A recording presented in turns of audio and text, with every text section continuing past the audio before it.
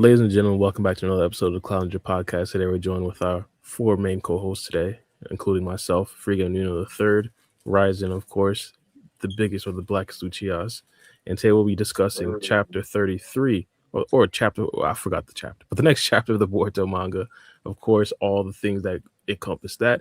In my personal opinion, you guys, or not my personal opinion, you guys essentially saying by the title, Cold essentially introduced himself in the last couple panels of the last chapter. So I'm pretty sure that's going to be one of the biggest topics of the next chapter that we'll pretty much get when the chapter does release. Regardless, what do you guys think about the next chapter? What I think about I think it's a very middle area. A stasis period. There's a lot of weird shit going on, so I can't say for sure. Are we gonna open up the next chapter with Cold and Boruto going to that dimension where Bug is at? We're gonna open up the next chapter with Sakura explaining, oh, Sarada, you can't do X, Y, and Z with your eye anymore. We may open up with Karama, Himawari, and Inojin talking about something you can't open up your eyes anymore. You feel me? So I don't know. I really do, because I know me and Ryzen was heavy on this political era arc, and a lot of things have changed since the end of this arc, especially with the recovery of the Soul Thorn bulb. So, but I still want to hold on to the idea we're probably going to get some middle ground with Shikamaru, some Lord Kobu content, and things to shake up the stance right now, because I think Boruto has shown face too many times within the village that people got to start, like, it has to be like a main point of topic, like, why is Boruto here? People got to start asking these questions as opposed to just like, oh, Boruto, I heard he helped. Nah, just like, let's focus on the issue at hand. Why is Boruto here? How come he's been helping us this whole time? It seems like he has the answers. Let's talk to the guy. You know what I'm saying? So hopefully some politics stuff, but definitely Boruto centric. I So it's agree. interesting. Oh, okay, right. I think you can go borrow first. Well, I was about to ask you, not Damon. Oh, I'm looking at my guy's name. Black Uchiha pretty much brought up Shikamaru again. You think he's keeping his job? Whew. Yes or no? If you want yes or no, or can I like bullshit? You could bullshit. It'll I give us an mean, idea into your mind. it's possible he might lose it. Do I think he will? I don't think so. I think he might get close to though. But I don't know. I can't say for sure. It's hard because Kobu literally saw Boruto save him right there, right? And Mm-hmm. then at that point, he's getting escorted off the roof. So if that was really like, I get it, he's still mainly like that's the main thing. But if that was really like no questions asked, all hands to the wall, like, you know what I'm saying, without a shadow of a doubt in my mind, he would have been like, arrest this nigga Boruto right now. But he was Mm-hmm. like, you know what? Y'all got it going on, Chief. Go ahead and handle these clones. So I don't I know. I think he might be a little bit iffy. I don't know. to piggyback off you, I feel like it'll be 50-50. He's definitely on thin ice. I think maybe potentially the final result of it all will be the five Kages. I mean, Yeah. because Oh, Summit. Gara should be waking up soon if he hasn't already. You've had now two nations be attacked by these divine trees. You have the tree phenomenon. So they're gonna start asking questions. And Gara, he might be ride or die for Shikamaru because Yeah. Naruto plus that's his brother-in-law right there. Yeah. You still have the three other Kage who have always been a bit iffy, especially towards Shikamaru. Like they rocked with Naruto. They were ride or die with him, but with Shikamaru, they don't have that full connection. So they might take it as a slight that Shikamaru is keeping things away from them. And if you have multiple nations now questioning Konoha's leadership, in addition to Kobu, you might just have to remove him just to save face. So I feel like he's on thin ice. He might lose it, he might not. But with Koji currently facing a cooldown on his prescience, the future's out in the open right now. So who's to say? You brought up a good point, Ryzen, with the Gara thing, because I did see a couple of discussions revolving around like how the Hidden Sand is gonna take this. And I will say this, yeah, I all respect is there and definitely here for Gara.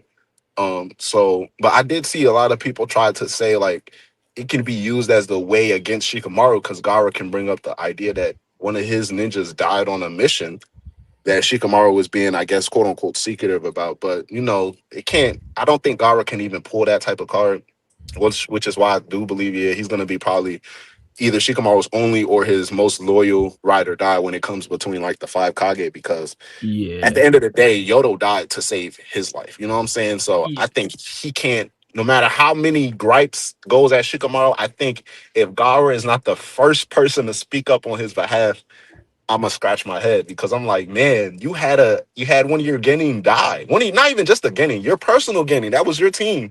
Team Gaara. She died protecting you, saving you, and the result of that mission led to you being alive and well. So as far as the 50-50, it's like Ryzen said, bro, it could go either freaking way. So who knows? But I don't know. I think Shikamaru can be looked at more like logical. Like, people rock with Naruto, he gained their respect, and I think Shikamaru, like, I agree with you, Ryzen, but kind of don't, because I think he gained their respect in a different way. I just feel like, See, I don't know. here, Omnipotence makes it hard, because if they were to just look at it like as Shikamaru isn't an emotion, like they haven't known him to be an emotional person, rather a logical person, Hmm. then they can try to look at it like with Naruto, it'll make more sense to have a vocal minority, a loud minority, or a majority speak out against him, because everybody knows Naruto is strong, but he leads with his emotion, he leads with his heart. yes, but see, Shikamaru doesn't, so I don't know. yes, and that's the issue, because with Naruto, even looking at it without his strength, he was that son. He was that person that everyone trusted.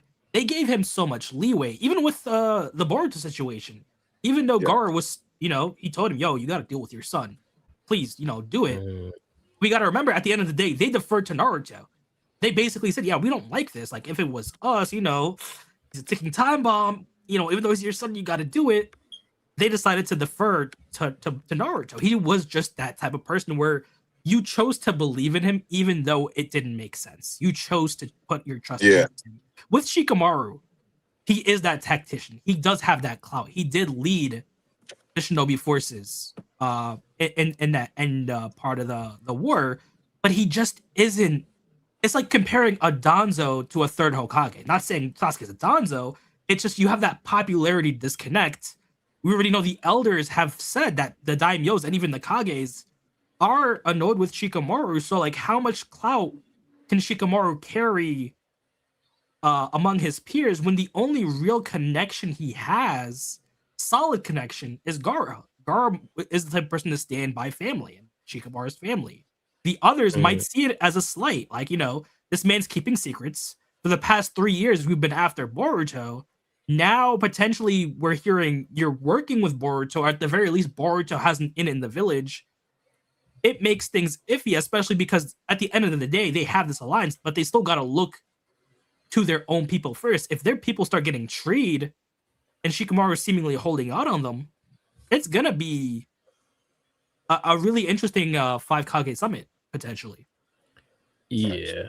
100%. And to be honest, low key, people aren't really people aren't really talking about this, but chapter 34 is probably going to be big in regards to what happens. No one's talking about potentially capturing Boruto, even though that's what Kobu wants Shikamaru to do currently, like right now, while Yeah, his job's on the line. So, Yes, and that's the great part with what Shikamaru did, because he only chose people who weren't gonna try to capture Boruto.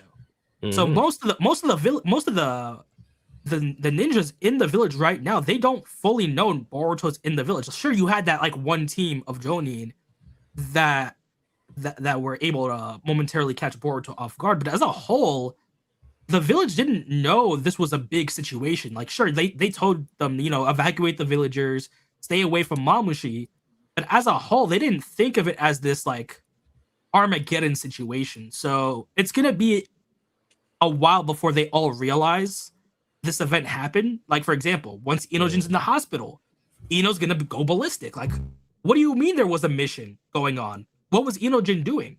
Sai, he knows for a fact that that his son took over Kobu. So I agree. The next chapter might be big. I feel like it might be a bit of a cooldown regarding like fights. I think it's gonna set the stage on Code's point of view, but also the village as a whole. Because now that we're done with this mission, you're gonna start having questions being asked, especially by Ino and Sai, two of the top two ninjas in their respective departments, with Sai being the Ambu head and Ino being in the sensory division. So I feel like this is gonna lay out the groundwork of the consequences for Shikamaru to working with Boruto, but also the beginnings of Code's plan. Well, I think you said. Oh, go ahead. no. Go ahead, because you're gonna pick up. I was Yeah, gonna you say said something about something Cole. interesting. Do you think Sai and Ino will actually tell on Shikamaru now? Like now, since Inojin clearly lost his eyes, Sai pretty much called it, Ryzen pretty much laid everything out.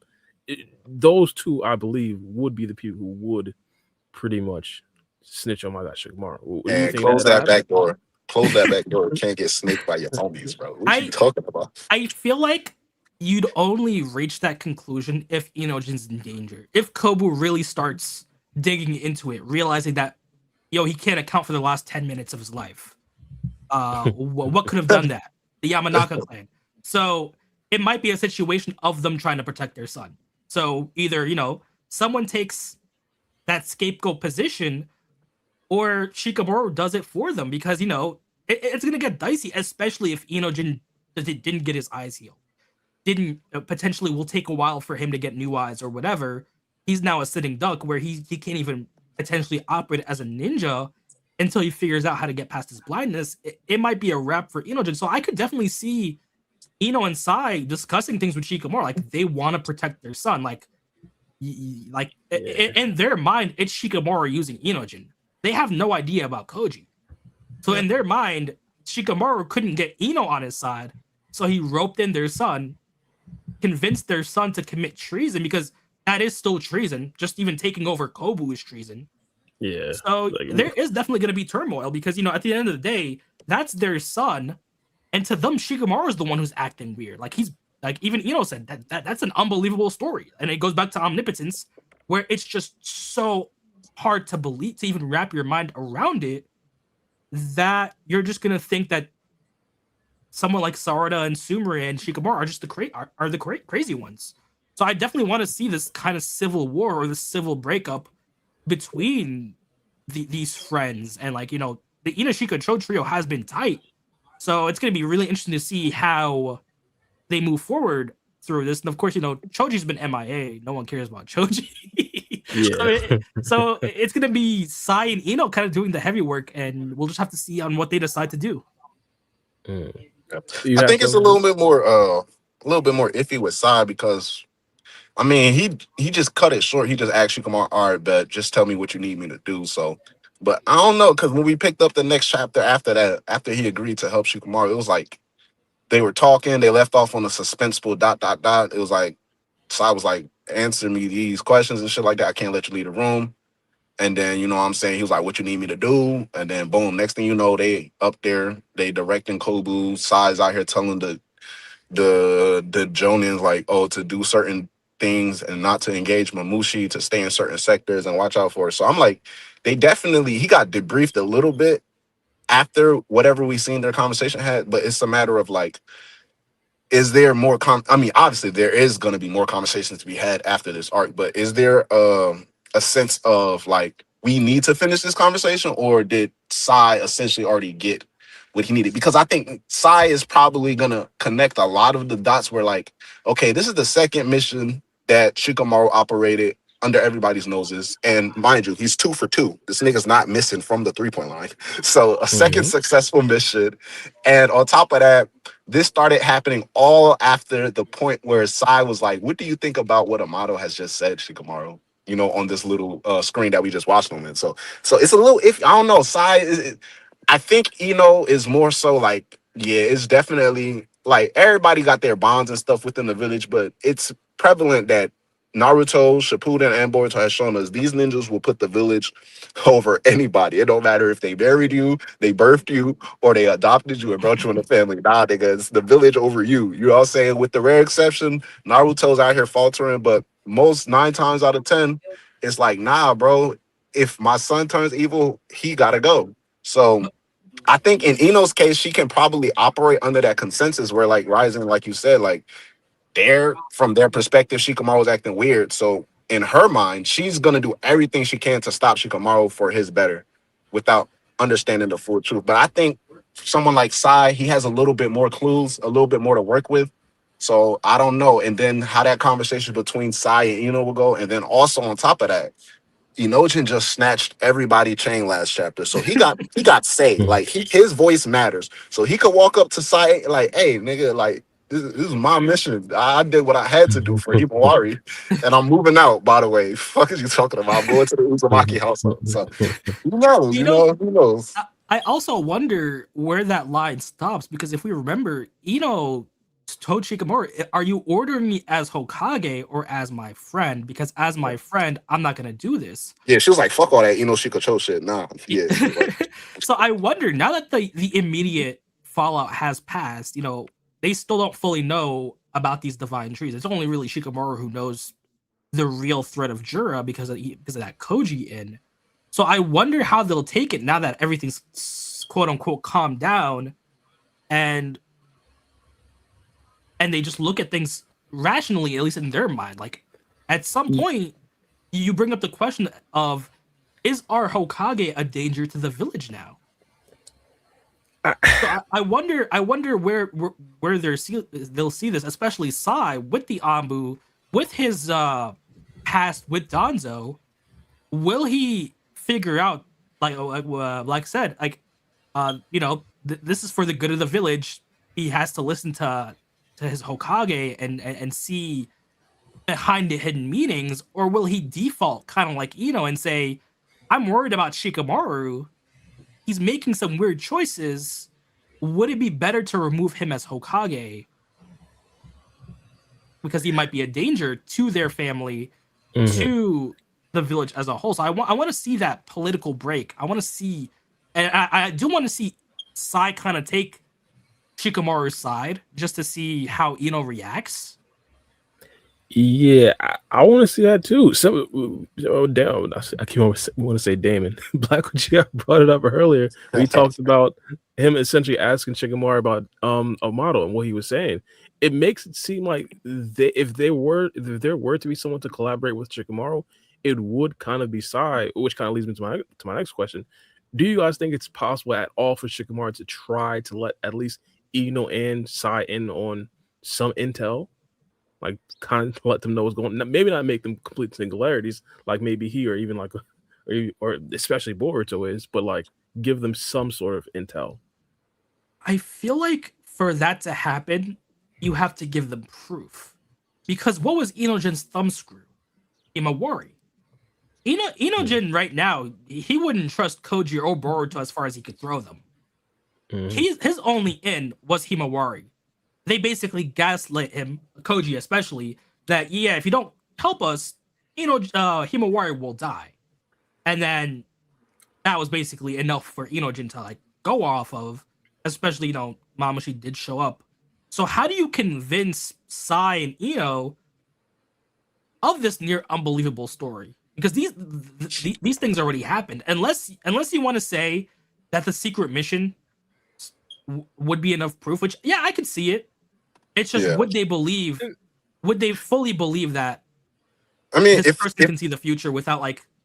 If it's something like how he did in the previous things, where like I see where like Inojin, where I think it probably became easier once the invasion started, because then, well, probably even after he mastered the jutsu, because then he's like, well, this nigga is not bullshitting. You know what I'm saying? Because like the proof is there. So as far as like with Shikamaru, the whole Boruto thing, like he probably just accepted, like, all right, I may forget, but I'm just gonna remember that I accepted to help this guy Boruto, regardless of why or what I think about it. I made up my resolve to follow him, right? But after we see how Kashin Koji is one of my gripes, because I know I've been talking about the last two pods. Kashin Koji contradicts every explanation he gives. That's true, but at the same time, he gives them like solidified evidence that comes to fruition every time. Because he told Shikamaru literally, bro, you're gonna send Team 7 out there. They're gonna link with 2 Sand Shinobi, and then you're gonna come across either Matsuri or Ryu of the Shinju. And at this point, there's like 5 Shinjus. So he could be guessing, or this nigga could really see the future. You feel me? And both of them Mhm. showed up, and they actually did what they had to do. So in a similar situation with this arc, he's like, yeah, Mamushi could come in a week, a few days,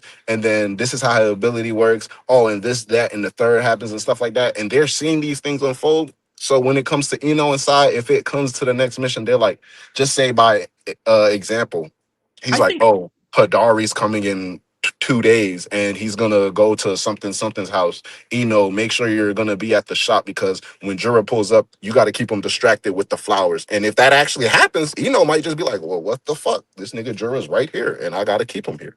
now that I Something think like about that. it a bit, Bar's point works 100% if Inojin wakes up in time. Because if Inojin talks to his parents, it might just end up like as a Sasuke situation where I'm gonna trust my kid. If my kid learned this jutsu and is telling the truth, which he has no reason to lie, they would believe it. At the very least, the Prescient situation. But I feel like that depends on if Inojin wakes up. Because if he's out of commission for even a whole day, that will lead to some very interesting things. We know it's going to take a while for him to wake up because Himawari so far can't really heal your stamina or restore you to the point where you're just going to immediately wake up. You're going to be unconscious for a while. So I wonder how much downtime we're going to have for that because Ino's just going to see her son unconscious again for the second time this week. So how long do you think Inojin will stay asleep for? 'Cause he's kind of that person we need him to talk at this point. I won't be surprised if he wakes up in the next chapter. I think one of the biggest things we probably gonna have to question is like what's up with his eyes. Like hypothetically, even if like he explains the situation, it's still gonna be like an emotional thing for the parents. Like, yo, my son just lost his eyes. I might just blow everything up now, just cause. So, so it's like I could see that. But don't get me wrong, I see him waking up in the next chapter. I my thing is like, would they in a situation where Shikamaru kind of like explains them a tiny bit, would they kind of like be assets to Shikamaru? Because one of the things that keep come back to me, Kashin Koji said specifically, well, he didn't say specifically, but he alluded to the fact that once he says something, it means that in the future it'll be a problem. But if he doesn't say anything, it likely resolves itself. Yeah. He talked specifically about Kobu. He said Kobu is going to be a problem. Shit, Yeah. Sai was there the whole time, causing a bunch of problems for Shikamaru, but he never really mentioned Sai. Of course, never really mentioned as well. So that makes me believe eventually they'll get on board. Okay. That's I a good feel point. like I feel like there's a good chance for Sai to go on Team Shikamaru. I feel like with Ino having that grief over almost losing her son already, until Inojin really wakes up, she's gonna go into that fight or flight response for her kid. But there's also the problem with the future always being in flux if we take Koji at his word. So right now, all that info about who was gonna be a problem and who's gonna be what is thrown out of the window right now because all his visions of the future right now are outdated. Even though that information is still True. useful regarding battle tactics, anyone or like just jutsu learning or just learning about secrets, the future has now changed. Ada has survived. Himawari has survived. So right now we're in that gray area of where Koji's technique is useless until it updates. We don't know what's going to happen. He doesn't know what's going to happen. That's why I feel like, and just to pivot a bit, that's why I feel like Code now has the chance to succeed with any of his plan setups because until Koji gets an update, Code kind of has free reign on trying to get to Koji or just trying to do whatever. So we're in that gray area of like when will Koji's prescience update to give us that safety net back? Now that you mentioned that, it makes me question: does he? All right, the updates are random. Is that the only condition that is random? Because my initial thought, right, prior to like the last chapter, obviously, but my initial thought was that once a singularly, particularly someone like Koji or Boruto or possibly Ada or someone who understands that, oh, this guy knows the future and there are certain things that are about to happen. Once that person with that knowledge acts and changes certain things, that's when that's my initial thought. Like at that point, once that happens and then the change future occurs, Koji gets the update. as opposed to where prior to things happening, let's say like in the Sand Village arc, when Boruto pulled up and he was about to fight Jura, Koji acted like he was panicking, but he acted like he saw this because he was like, Boruto was about to die. Like this is what's gonna happen. He's gonna stay there because he's not gonna try to let Konohama and everybody else. He wants Konohama and everybody else to allow time to escape, so he has no choice but to stay there. And on top of that, he can't focus long distance flying Raijin, which was true, while fighting Jorah simultaneously. So Boruto is about to die. So once Kawaki showed up, boom, that's when he got the updates, right? Because he never saw that before. Essentially, the way he explains it in 33 is like the future started to change. According to him, like shit started happening way different. Anything that he's seen after he taught Inojin the jutsu, but he didn't get the update. I'm not now. This is not me saying it's a contradiction. I'm just saying like, what is the condition for the prescience to activate? Because if things started to change the minute he taught Inojin the jutsu, if it would have paralleled the Sand arc, the minute Kawaki pulled up, that's when the futures changed. And when that happened, Koji got updates. But the minute he teaches Inojin the jutsu and the future changes, he doesn't get updates. And now he's anxiously waiting for updates. So is the only, like, I'm thinking now basically the only condition literally is randomness. Like it just pops up whenever it feels like it. That's what I think. It's just random. With the Sand arc, it seemed like it was just coincidence that it happened at the right time, and then he just figured out, oh yeah, Boruto changed the future by Yeah. talking to Kawaki.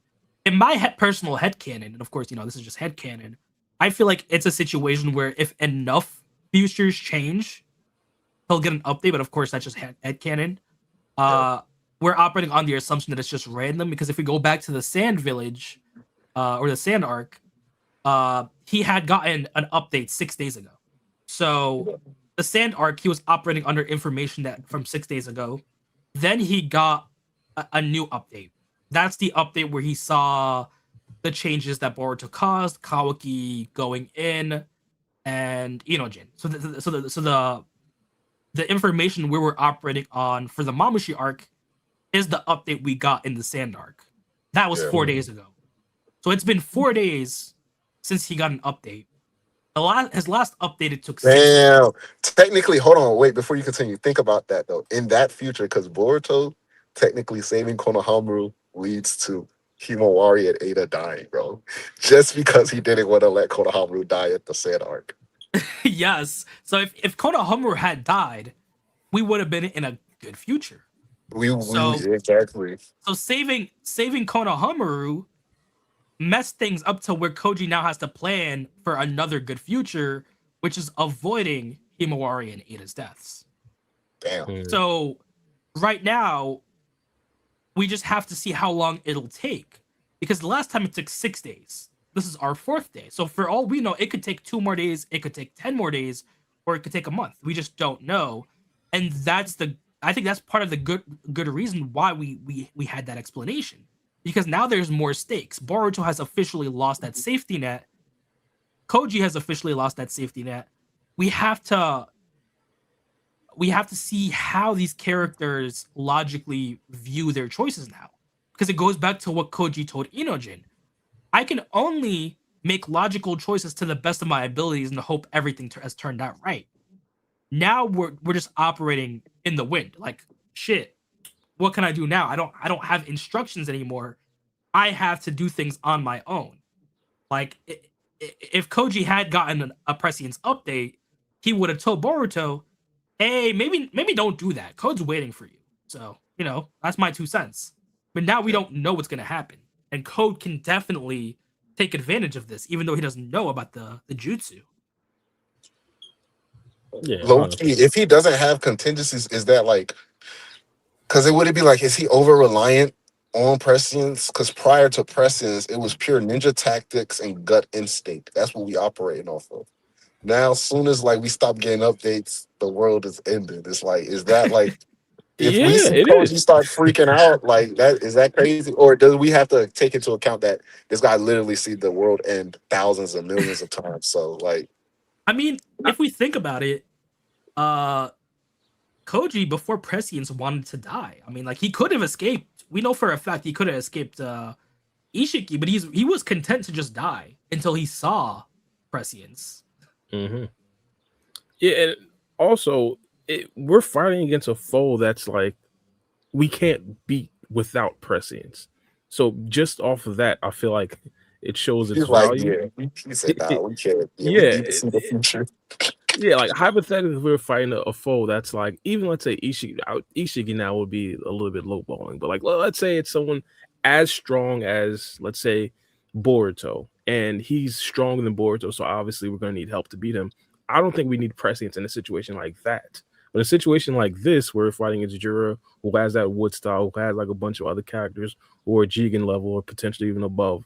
So it's like at that point, it's like, yeah, maybe we actually do need prescience at that point. And, you know, for all we know, he still could have seen a future where Code was lying in wait. It just depends on how much gray area we have, how much of the future has changed. Was there a timeline where they still eventually got Bug's Thorn Soul and made it there? Was Code still waiting? Did Code move on? So I feel like the next chapter will lay that groundwork, especially because it seems like Koji is now that person in danger right now. Because now everyone, well, almost all the important people know about his technique or want him. We have Amado lying in wait. He could definitely use prescience. I bet he's salivating over the possibility of finding out how to get his daughter back. Code is now after Koji because of Jura's promise to give him the chakra fruit. So you have these two events, two characters that are after Koji, and you know, if forbid Jura figures out Koji's ability, that's gonna give Jura an incentive to go after Koji. And you know, with the fact that Ada has now avoided death, you know, side note, I still hate that. I'm still mad, but I'll give it to Black. I'll give it to Black. But now it seems like the death flags have moved on from Ada to Koji, and he is a really useful tool in Boruto's repertoire. I'm, So I wonder how they're all gonna go about this, because now it seems like a free for all for Koji. I actually like this as well. One of the things that I'm pretty sure, unfortunately, we're probably not going to get to see it, but I want to see how strong Kashin Koji is. I know we're way past the Kashin Koji versus Jigen battle, but in my personal opinion, I thought Kashin Koji was always lowballed by a lot of people who were watching. But this conversation for another time. My question is, do we think Boruto will actually go to that dimension and drop off the Thorn Soul bulb? I think he will. The Japanese version was more clear about it. They basically spelled it out for us that he's going there. So I think he will. Right now, we got to remember Sarada's still out of commission. Kawaki's still out of gas, so to speak. So we might get a scene where Boruto just tells Kawaki to stay put. So I feel like he will go alone. I think Code's play isn't to fight Boruto head to head or even reveal himself. We've known how this went last time. Boruto's only gotten stronger. The Code's only gotten weaker with the loss of his arm. So I feel like he's gonna have to play it smart. I feel like he will plant his claw mark, whether that be on Bug or Boruto himself. We know Bug isn't gonna be conscious. We saw what a couple days, or like was it 2 weeks, that Moegi was in that tree. We saw her just pass out. She was malnourished. She was low on chakra. We have confirmation that Mamushi was never not Mamushi. Bug was never a shinobi. Plus, he's been there for a lot longer than Moegi. It could have been months. It could have been a year.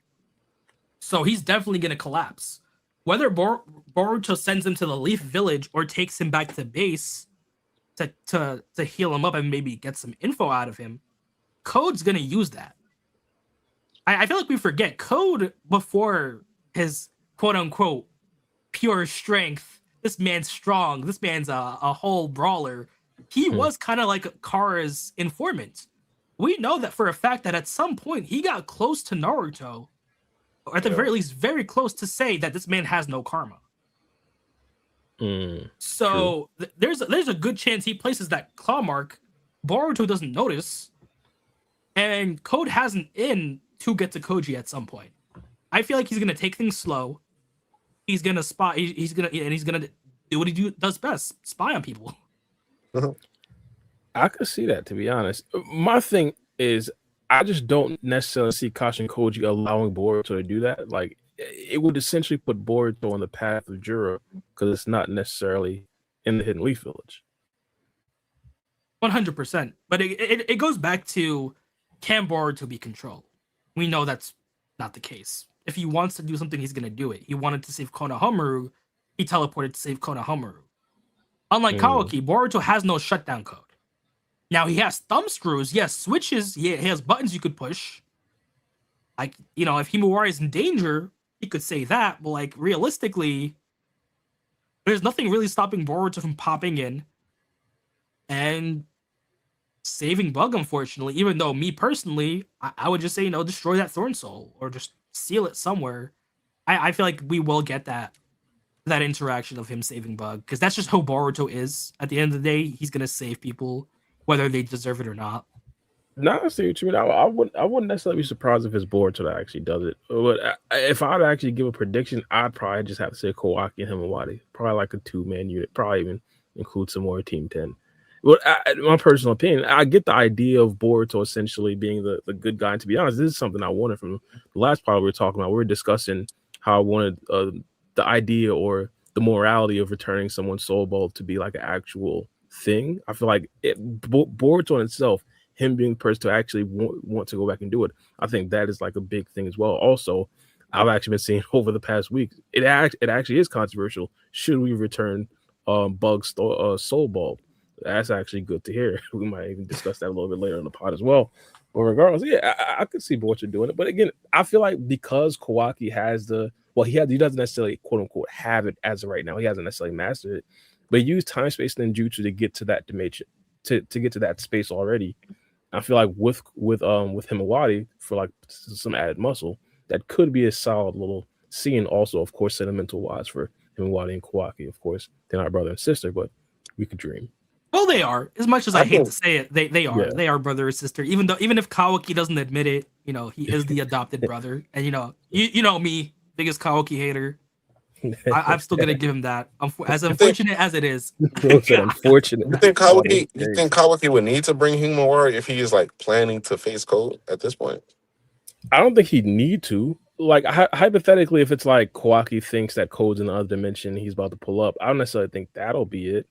But like, you're not just running away from Code. And to be honest, I don't even think Code is on his mind.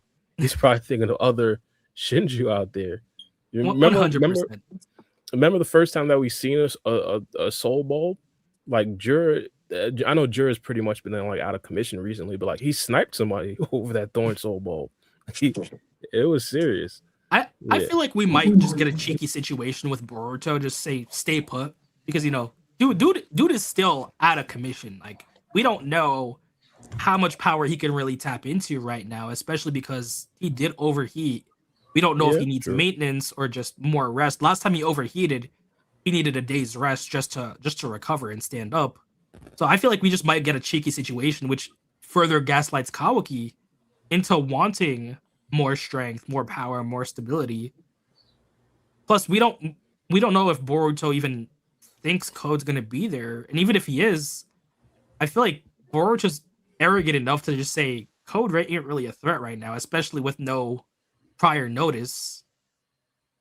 So I feel like we just might have Boruto just get there by himself. I got a question. Mm-hmm. Yes. You brought up an interesting topic, Bar. Like, we have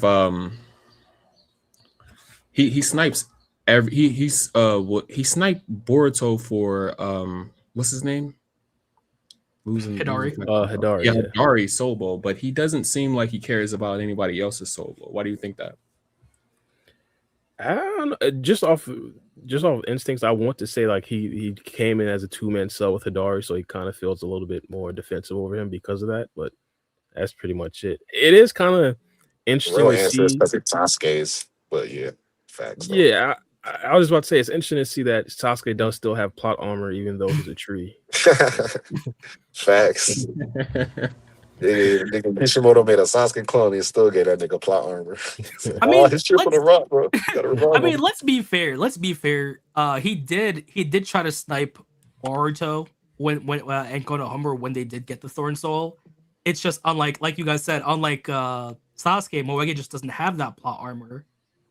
But he did give it the old college try. He did try sniping them, and The he old said he college. missed. Oh, college The try. old college try. Wow. Like That's a it's great right way Nigga to here. waited phrase it, till too. 11:55 p.m. to start working on the paper. It's that. Throw the prompt in chat GBT. What's the problem? Literally. It's You know, funny so I, because like when he literally gazed at Konohamaru, and I get Boruto flying Raijin behind him after he tossed Konohamaru like a rag doll, but it was like the amount of time he was looking at Konohamaru, Jura could have sniped him, bro. If he really wanted that soul thorn, and then on top of that, bro pulled up on the team that defeated Ryu.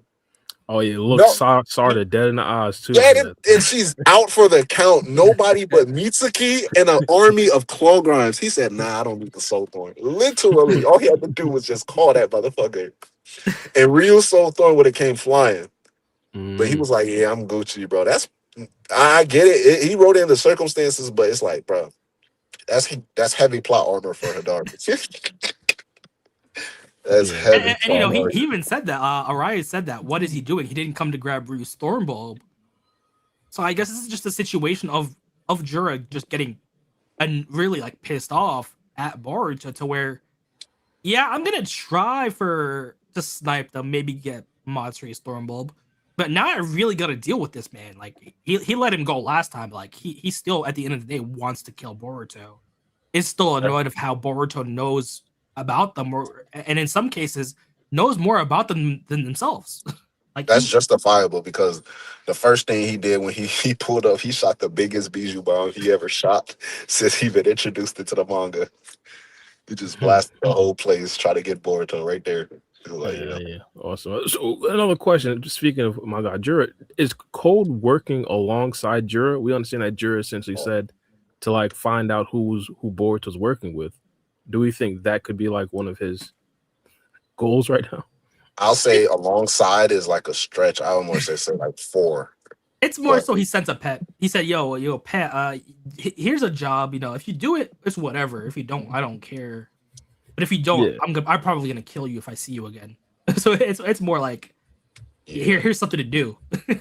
that's literally what's dangerous about it. He's not even saying like you better come back or I'm gonna find you. He said, do what you want. Just know, like, bro, if I see you though, And you don't it's have raps. information, I'm probably gonna kill you. And no intel, bro. It's GG's, Yeah, bro. 100%. 100%. But do we think Code is doing that specifically, like just trying to, I guess, be useful to Jura so he doesn't die? He's definitely. I don't think it's gonna go far, but like he's playing the long game. So that's why I tell people if the fans are still there, go ahead and invest, put more into your stocks if you've already been plummeting, because this shit is gonna shoot up very soon. But I think he's playing the long game. He's gonna do what Jura Buy said. He low, has no sell choice high. to. He has no choice to but to Yeah, do what plus Jura says. he Like, was gonna do it anyway. You know, yeah, Boruto's still on his shit list anyway. If someone's helping Boruto, he's gonna try to get there. So it's more so a plan of convenience, where hey, if this man's telling the truth, I'm down to kill Boruto and whoever's helping him. I was gonna do that shit anyway. If it gets me a chakra Like, fruit, but plus also look at it too from his perspective. If he was gonna continue this solo dolo, like yeah, Boruto just came from whooping the brakes out of him, so he was like, I need some type of incentive. So even if he don't really rock with Jura, he knows that Boruto's opping with Jura, and we saw Boruto ask for help against Jura, and we saw Jura ask for help against Boruto. We see who Code chose to help. So yeah. Plus, you know, true. it's not really something he could have said no to. Yeah. Like, dude already lost his arm. He's not gonna really fight Jura to the death, especially because even if he was stronger than Jura, he still needs Jura. That's the only way he's getting a chakra fruit. So right now, he's just better off just staying out of Jura's way, trying to kill Boruto and whoever's helping him, and trying to get closer to that chakra fruit. And he even tells them, you know, smirk while you still can, for I'll be the one who has the last laugh. So he is he gonna needs take that things power. more cautiously and more carefully, and it's gonna be like in my mind, it's gonna be a situation like with Kabuto, where when everything went down with Orochimaru, when Sasuke killed Orochimaru, and Kabuto was kind of left there picking the pieces. We didn't hear from him for a while. Like, we saw bits and pieces. We saw bits and pieces in his transformation into a more Orochimaru-esque person, but it took a while for Kabuto to cook. So I think we're going to see inklings. I don't even think we're going to see Code enact a plan right now. I think if he gets to Koji's base, he might just watch and learn everything. And if this gray area can be taken advantage of, who's to say Code doesn't even find out what Koji's ability is at some point? Yeah, that's possible. And, you know, Ada, of course, is useless in this situation because unless someone tells her to go look for Code, she's not going to really watch Code. So that works against her. Like, she has the best ability. But the thing is, she has the mentality of a teenage girl, and she's not going to spend all her time watching people she doesn't care about. So this might just work in Code's benefit. To be honest, it might. And to be, we're discussing the what's it called, the Kabuto thing. To be honest, the comparison makes a lot of sense. And to be honest, when Kabuto popped up out of nowhere, just 2v1 Itachi and EMS Sasuke, it's like, what are we doing here, writers? But you do kind of, if you go back and go through what he's been going through the entire Mamushi Shippuden, and of course getting better, of course, inject some of Orochimaru's blood, stuff like that. I mean, it makes sense in a way. Hypothetically, if the Shinju actually do die, I've been talking about this for a minute, I wouldn't necessarily be surprised if Code finds a way to get that power for himself, because in a way, they do come from him. Like, they come from him. 100%. And, you know, we did see Kabuto even before the Itachi fight. We saw him interact with Naruto. We saw him give information. Like, we have that little here it is, little image of Kabuto going through his transformation. I feel like in a similar vein, we see Code kind of setting things up and setting just his spying ring. Like, okay, I'm in enemy territory now. Oh shit, Koji's alive. I thought he died years ago. All right, let me shut up shop. Let me spy on him for a bit. Plus, he could have multiple claw marks. I mean, if Boruto takes him into the village, takes Bug into the village, he might also have a small outpost in the village now where Kawaki is now just too busy to look for claw marks. No one's really paying attention, so he could potentially have multiple claw marks to where he could just spy on. He doesn't even need just one. Okay, I'm spying on Koji now. Now I'm in the village. Hang on, let me see what they're doing. So he might go back to his roots where he was a threat, not because of his strength, but because of the intel that he could gather in quick succession. Because, you know, for as strong as Naruto was, for as good of a sensor Naruto was, Code got close enough to where he could deeply study Naruto's body, you know, to where he was able to deduce that this man had no karma seal, like their initial thought. Yeah, 100%. I'm super excited to see exactly what Code actually does. In my personal opinion, I think he needs at least some sort of power up to actually become relevant. I can't necessarily see a way in which he becomes relevant to the storyline per se without like brute force and brute power, unless of course he eventually collabs with Code. I mean, not with Code, with Jura, and then they form some sort of team. But even that, still, just Code plus the Shinju, like I don't think that increases their power level too much. So I think it just has to be like afterwards, like he gains power from them somehow or throughout some way, even if it doesn't necessarily come specifically from the Shinju. In the next chapter, however, I think his idea or his plan, I kind of agree with you guys. He probably wants to track Boruto and probably track Kashin Koji as well. Eventually find out some intel about him. I just don't necessarily think Boruto gets there. And of course, it's 100% possible. But specifically for Code, like if Boruto does get there, I think he'll be a lot more involved. Or yeah, if Boruto does get there, and of course Code places the claw mark on Boruto, Code's gonna be significantly more involved in the next arc. But if that doesn't happen, I wouldn't be surprised if hypothetically this specific chapter or the next specific chapter he catches another crazy L and it becomes one of those anticlimactic things where, hey, we thought Code was going to actually do something. And of course, he gets that scene with Daemon again where he just gets one-shotted. That could happen again. And are we going to get a Kawaki sleep meme with Code? Imagine. That's Or if, crazy. or if I was Cole about gets to a say, do you think Code was already kept alive for his reason? Like he already served the purpose that Kishimoto kept him alive for? No, Or do you think his time is still to come? his time still come. I was about to say, if he gets embarrassed again, I still wouldn't necessarily sell my code stocks just yet. I Yeah. wouldn't. Nah, Just if because he gets a power up, the best thing for him to do is to knock down Daemon, and that's like a show of power. Nah, if he gets a power up, the best thing he could do is not fight David, bro. Just don't even try. This guy, Don't even attempt it. Like, just leave it alone, bro. Let people assume, like, yeah, she's stronger than David. Don't even try to fight that man, bro. And we also have another angle to look towards. Like we know Code is gonna eventually, his paths are eventually gonna align across to Koji, but then we have their father, basically Amado, in the corner now suddenly realizing he shouldn't have thrown Koji away. Nigga said that's their dad. I mean, That's I true, mean, though. I mean, I'm looking at it from a Dr. Giro perspective, where this man just has so many creations that he just can't control. And the one person he could control, he deemed useless, and now he ended up being the most useful of them all. Prescience is something that Amado really needs. For yeah, one, especially with it would TV. fix all his doubts about Akabe. Now he has a surefire way to manipulate the future to a way where he can get his perfect future.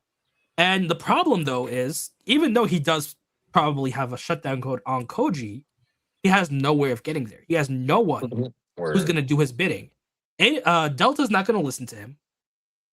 Damon's not going to listen to him. So he has to come up with a plan. And, part of it could be gaslighting Kawaki. Like, Kawaki already has inklings that Koji's alive. If Amado swings it in his favor and just gaslights Kawaki that, oh yeah, you see, I mean, I'm about to say now it confirms it now. Last chapter over the intercom, like Coach was 100%. just talking freely, 100%. Everybody heard him, so And figured it out. this is the perfect situation to gaslight Kawaki, because in Kawaki's mind, Inojin's only been gone for a day, and he's rapidly improved to where he was able to beat Mamushi, something that even Kawaki couldn't do. Of course, he was stronger than Mamushi, but couldn't permanently put him down. But now we run a crossroads to where Amado might just tell him, "Yo, the reason why Boruto's always ahead of you and always seems to be one step ahead of you is because he's working with Koji, who can see the future. If you really want to save Naruto, if you really want to protect him, we could have Koji on our side and just gaslight Kawaki into doing his dirty work and trying to get to Koji." So I wonder how Amado will play, because he could try to gaslight Kawaki. He might even notice Code trying to be after Koji. So I wonder how he's going to play this situation to get Koji. Because as soon as Koji is in front of him, he can just shut Koji down. It becomes a situation to where he's a desperate man. He's perfectly willing to let the planet get destroyed if he doesn't get his daughter. So he might be put in a situation where Amado might be able to potentially sway Koji to his side temporarily, because at the end of the day, he's desperate. Mm-hmm. I wouldn't necessarily rule that out, but I would bring up the possibility of Kashin Koji not wanting to help him. I understand the caveat of, hey, Amado has the off button, but Kashin Koji was already resolved to dying already before. It was like, the only thing that essentially brought him back was the possibility of him saving the planet Earth. Hypothetically, if Amado takes him off of that track, if Amado takes him off that track, I don't necessarily think it's a guarantee that Cody just accepts. I doubt it. I think they're gonna enter into the type of relationship that Amado currently has with Shikamaru. That's why I say it's like a three-way, the overarching story, at least of Two Blue Vortex. It's basically a three-way chess match between Shikamaru, Kashin Koji, and Amado. Every few chapters, we see how each of them updates their moves, their stances, or something that they get new intel. They just they're in a three-way deadlock right now against each other, and it's just becoming more on the surface now that Amado knows for sure Koji is here and back in the game and stuff like that. I see that. It would just have to depend on how accurately can Koji see. Does he see a timeline where Akabe's revived? For all we know, he could tell Amado, I wish I could help you, but in all the timelines currently, we all die before that even happens. Damn. So what would Amado even do in that type of situation? I don't even want to think at that about point, Amado would have to help Koji, because at that point we have to defeat the divine trees to even get that climax. So it could go in a whole ways of a situation. And if that's the case, then Amado would want Koji protected because he's the only one who can definitively tell him how to get his daughter back. So I wonder how this like three-way deadlock ends, at the very least, with Amado, Boruto, and Code, since they're all kind of tied to Koji for one reason or another. Thanks. And how will Kaoki's reaction be if he finds out that Boruto's been getting this future help? And how will he try to use it? Because if Koji doesn't want to help him, He's gonna be like, tell me the future upgrades. Exactly. Yeah, or like, tell me a future where I can save Naruto. It's like, it's gonna be interesting where everyone will want this power, and they're not gonna realize, like Koji said, to know the future is to destroy the future. They're all gonna want their perfect future when it doesn't really exist. To be honest, like you're never gonna get your perfect future. There's always gonna be changes. So I wonder how they'll think when they see the consequences of knowing what they want to know. You start messing with time starts messing back. Mm-hmm. Yeah, 100%. I do want to see how it goes. Wise words of Tony Stark. Facts. What I guess, not to completely pivot off of where we were before, but we did discuss the Shikamaru potentially losing his job. Hypothetically, if that becomes the case, and we discussed this before, not to, in fear of becoming redundant, but we've just finished a brand new arc. Is it still too early to say Sarada should be the next Hokage? 100%. Really too early. Come on, she can't get that. She can't get the Hokage position until the village realizes the sacrifice she and Sasuke made. Until Boruto is seen as the hero. About her becoming a Hokage. Because it fits, it makes the most sense in my personal opinion. But see, here's the thing: if 90% of the village doesn't want her to be Hokage, she's not going to be Hokage. That's the omnipotence. That's the main problem. So until omnipotence. That's that's the problem. Like, until they find out Kaoki was lying, until they find out Boruto was the good guy, whether omnipotence is removed or not, I was saying that more tongue in cheek, saying we could place omnipotence on the village, make them all love Sarada. Make Sarada the Hokage. Plus, Sarada is a frontline fighter. Like, we can't really have her behind the desk right now. So, I ain't gonna lie, she got my vote any day, but I think it's too early. But yeah. I don't know. I ain't gonna lie. Just looking at it right now, like, what would she do? Hey man, but for her to become Hokage, does she have the mental fortitude to become a Hokage at this point? Yeah, I would say so. I honestly think she wouldn't be the dumbest Hokage we've had. Be the dumbest. She's definitely book smart enough to be Hokage right now. But are we counting Danzo's reign if we're talking about the dumbest Hokages? Like, Danzo wasn't dumb. Danzo had some dumb. We're not talking about like school or like 1 + 1 = 2. Maybe he was a genius in that case, but like, was he smart really? Like, the choices he was making, was he really smart? I wouldn't bet on him. Let's just say that. I feel like they're smart if you think of it in a way where he's doing it for the goodness of the village and not for the goodness of himself. I think. I mean, he did one up Shishui, so I guess that's something. Yeah, true.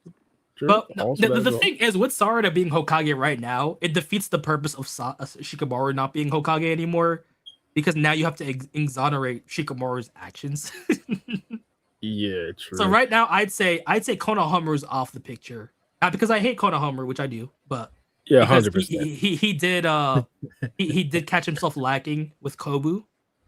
So he's basically out of the running for right now. There's nothing he can really do about it. So the only real options you have are Sai, who right now has a clean record on Kobu, on the Daimyo. Plus, he is the head of the Anbu, so he does have the clout to back it up. Or they could bring back Kakashi. Kakashi does have that black mark on him for pardoning Sasuke, but he's still a former Kage. He still had a great reign as Hokage, so they could always bring him back. And the nuclear option, which I even hate to say, is Hokage Kawaki. I mean, as unfortunate as it sounds, he's kind of the closest to becoming Hokage right after them. You can't have Sakura. Sakura can't be Hokage. She wife of a criminal, mother of the last Lola Uchiha, who's been spreading words about Boruto being a good guy. So the only real options you have in the village, unless they introduce a totally new character, is Sai, Kakashi, and ironically Kawaki. I get it. I get what you mean by that, but I doubt Kawaki would be liable. Like, if it actually becomes a thing where, like, all right, let's debate, like, in the story, and they're debating on who should be the next Hokage, I don't think it might be brought up in the fact that the lineage follows and tracks, like, his grandfather Minato and his dad Naruto. So, yeah, let's maybe Kawaki. But even if we go as far as, like, they bring him into the office, Kawaki himself, I doubt he would even, like... I doubt he would accept 100%. Yeah. But he has that in with the Daimyo. Because remember, what does the Daimyo remember? Kawaki saved his son, the next Daimyo of the Land of Fire. Oh, yeah. Kento right now is being groomed as that replacement, as that successor Daimyo. So, and the current Daimyo really rocked with Naruto. Kobu might not rock with Naruto. We don't know that yet. But the Daimyo was really, like, ride or die. That's why the Daimyo is so involved around getting revenge for Naruto's death. So, like you said, like, it could definitely come up. Like, Daimyo could say, you know what? I want Kawaki Uzumaki as Hokage. I think he's going to get the job done. I think he's going to be the one to bring his dad is going to bring justice for his dad's death and finally get Boruto's head. So I wouldn't rule it out, even though I hate it, even though I would really hate Kawaki Probably. becoming Hokage. But if he becomes Hokage and gets that outfit, like Ada says, somebody go out? I think free game went out. But I would hate it, but it would also be funny if, like, Kawaki gets handed the Hokage title. Ada says, "Oh, congratulations of you becoming Hokage. Here's this scarf and this outfit," and we get Scarf Kawaki. But he's definitely in the running. Unfortunately, he at the very least he's closer to becoming Hokage than Sarada. As much as I hate to say that. I wouldn't mind a situation like that happening. I ain't about to lie. It's just for me. But I 100% agree. I mean, in a way, I wouldn't want Kawaki to be Hokage, but I wouldn't necessarily mind. It builds his aura a little bit. Gives him some history. There is a situation where he says yes, because now he has the village under his control. Now, even if he does work with Boruto, at the end of the day, he controls the village. He now has the Daimyo's personal ear. To where it doesn't matter if Boruto gains allies now. At the end of the day, Kawaki calls the shots, and he's going to be able to manipulate the situation to where he'll be able to kill Boruto as soon as possible.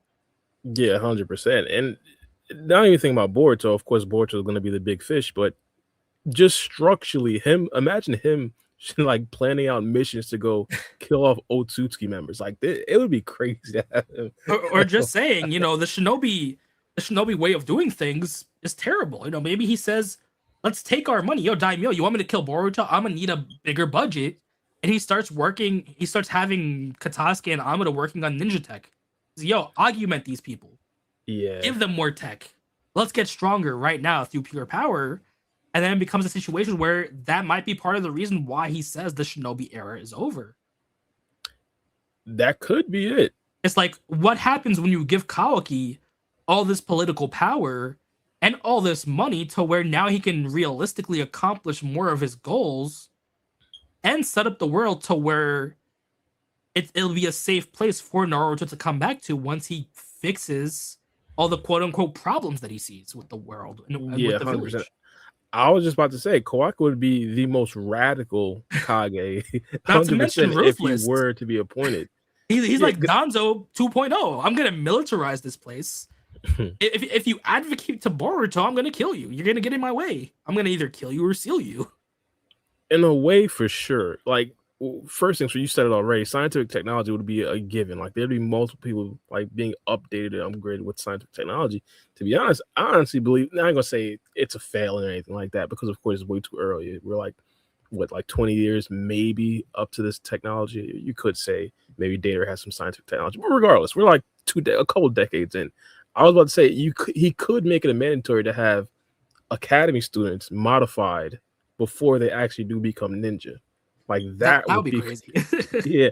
But of course, it would essentially raise the baseline for most ninjas and essentially put them not necessarily, let's say, on Otsuki level, but let's say a Kid Kawaki. Maybe they're up there with the Chunins and Jonins as Genins. And I feel like that itself, 100%. speed and strength wise, like gives them a great baseline. I think that would be great. Also, he probably bring back a bunch of tuning exams. Of course, they weren't canceled, but he said one of the ways that he got strong and he believes that this is the best is just straight up 1v1 hand-to-hand combat.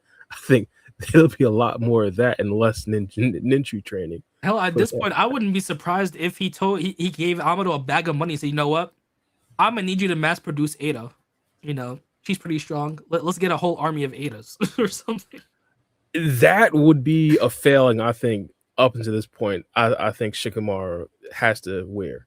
The fact that we don't have a hidden leaf based Delta, and of course Delta right now, you could say she was modified, but the fact that there isn't another version, I think is a problem. Maybe not necessarily Delta, but maybe let's say another character, another ninja that volunteers to be upgraded.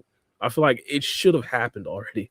It should have been this far. I agree. I guess we could chalk it up to budget. Like, does Shikamaru have that money? Like, you know, cutting edge technology is expensive. So I guess it would just depend. Like, would it be practical? Also, with Shikamaru, would he trust Amado enough to make more cyborgs to where Amado might potentially have the keys? Well, not Amado specifically, but in Katasuke. collaboration. Yeah, and collaboration with Katasuke and maybe Sumide as well. I think it would just go back to money at that point. Like, do we have enough money in the budget to make another superhuman? Yeah, I see what you mean. It would have to depend on how much is cloning and augmenting Ada cost at this point, and is it practical to make another one or to augment someone else?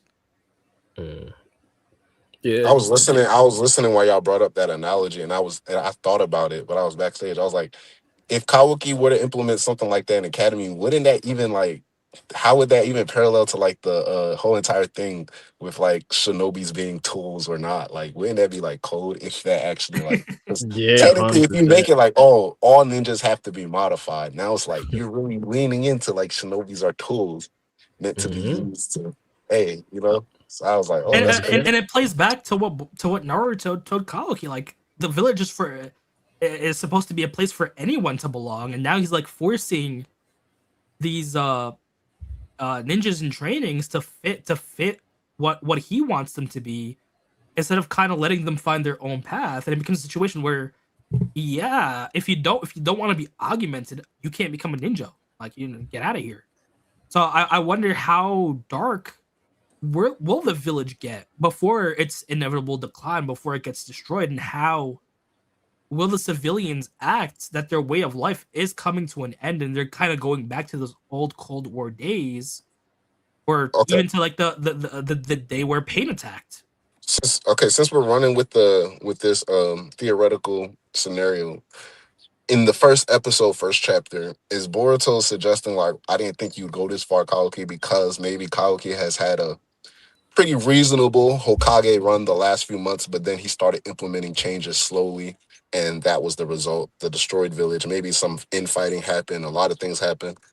Or maybe Kawaki's on some, hey, break it down and start anew. You know what I'm saying? Who knows? But, you know, I don't know, but Boruto makes it seem like he's lost a bit of faith in Kawaki. Like, for everything that Kawaki has done so far, that flash forward statement makes it seem like this is the precipice of, can this man be redeemed, and can I find a solution after this fight? Like, I Damn, think I did he's not. the, I think he has to be the reason, like you said, because it went too far. He has to be the reason the village is destroyed. Because if he is not and Boruto is not, why are they fighting in the middle of a destroyed village? So he Exactly. has to be the reason. He has to. Or at least indirectly, or at least he caused something that's even Yeah, worse than what he's done so far, because we went from Boruto saying, I'm not going to kill Kaoki under any circumstances, to where he's kind of resigned to saying, I guess this was the only possible outcome. And he's being forced to fight. And, we know for a fact that he puts his headband on, which means that this is Boruto he without a took it back. mental nerf. This is Boruto fully embodying Resolving his to shinobi fight spirit. Kabuki. Like, we know when he puts that headband on, this is peak Boruto. This is him without any doubts at all. So whatever Kawaki's done is might be really messed up, especially because he seemingly does not want to kill Boruto anymore. He wants to seal Boruto. So I wonder what that change in mentality will be, and if he does do something in contrasting with the village. Like, did he actually try to change the village, or did he just, like you said, I'm gonna destroy this and rebuild it in an image where I think will protect Naruto? That's a good point. Yeah, I honestly think that's significantly realistic. It could honestly be why Kashin Koji is begging people to kill Kobu. This man's gonna give Kawaki the keys to power. Damn. Oh man. But if you think about it, Koji, he wouldn't avoid a future. Let's say everything ends up perfect, but Kawaki has to destroy the village and Boruto has to fight him. So he's gonna make sure, let's say Kawaki destroying the village, it always stems from futures where, let's say, Kawaki is appointed as a temporary leader, or like, what do they call it during military takeover? Like, what's the name? Court Interim. martial law. They Yeah. they they they declare martial law and put Kawaki in charge, and boom, like Koji like ensures steps happen that lead to that future. Oh Boom, man, how crazy would it just to be? ensure, like, How crazy would it be if Koji switches up onto Kawaki's side, but it's just to gaslight him into becoming a despot because he needs Kawaki to be the villain to get the good future. So he brings out the worst in Kawaki. Imagine, yeah, nah, I'll be a bit upset. I would too. Like, Boruto realizes that, yeah, I could have saved Kawaki, but because we need a good future, Koji just brought out the worst in him. Now he's went full on cranky that's despot that's to within protect character, Naruto Koji. at I any think cost. that's It is in character. He'll gaslight you Yeah. if needed. He did it with Boruto. He did it with Inojin. He's not gonna stop. Would it be?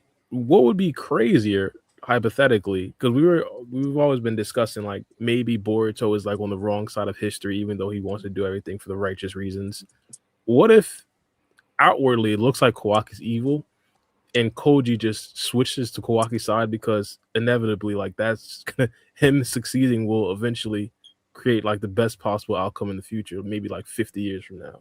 Yeah, that's what I'm saying. Like, he would do that. I don't think that's far fetched. He just starts like, yeah, gaslighting. Like, yeah, go ahead, blow that village up, Kawaki. Do that. You know what I'm saying? Blow him up right now. Say revive Yeah, Amado daughter, kill her right in front of him. I Do mean, it. that could also be a thing. It would have to depend on what that sacrifice is, because we know Boruto isn't really willing to sacrifice anyone for a good future if it means stepping on people's corpses. So it would have to depend on Kawaki's mentality, because we could. I'm going under the assumption that everything he's still doing right now in the flash forward is still for Naruto's sake. yeah, I agree So as well.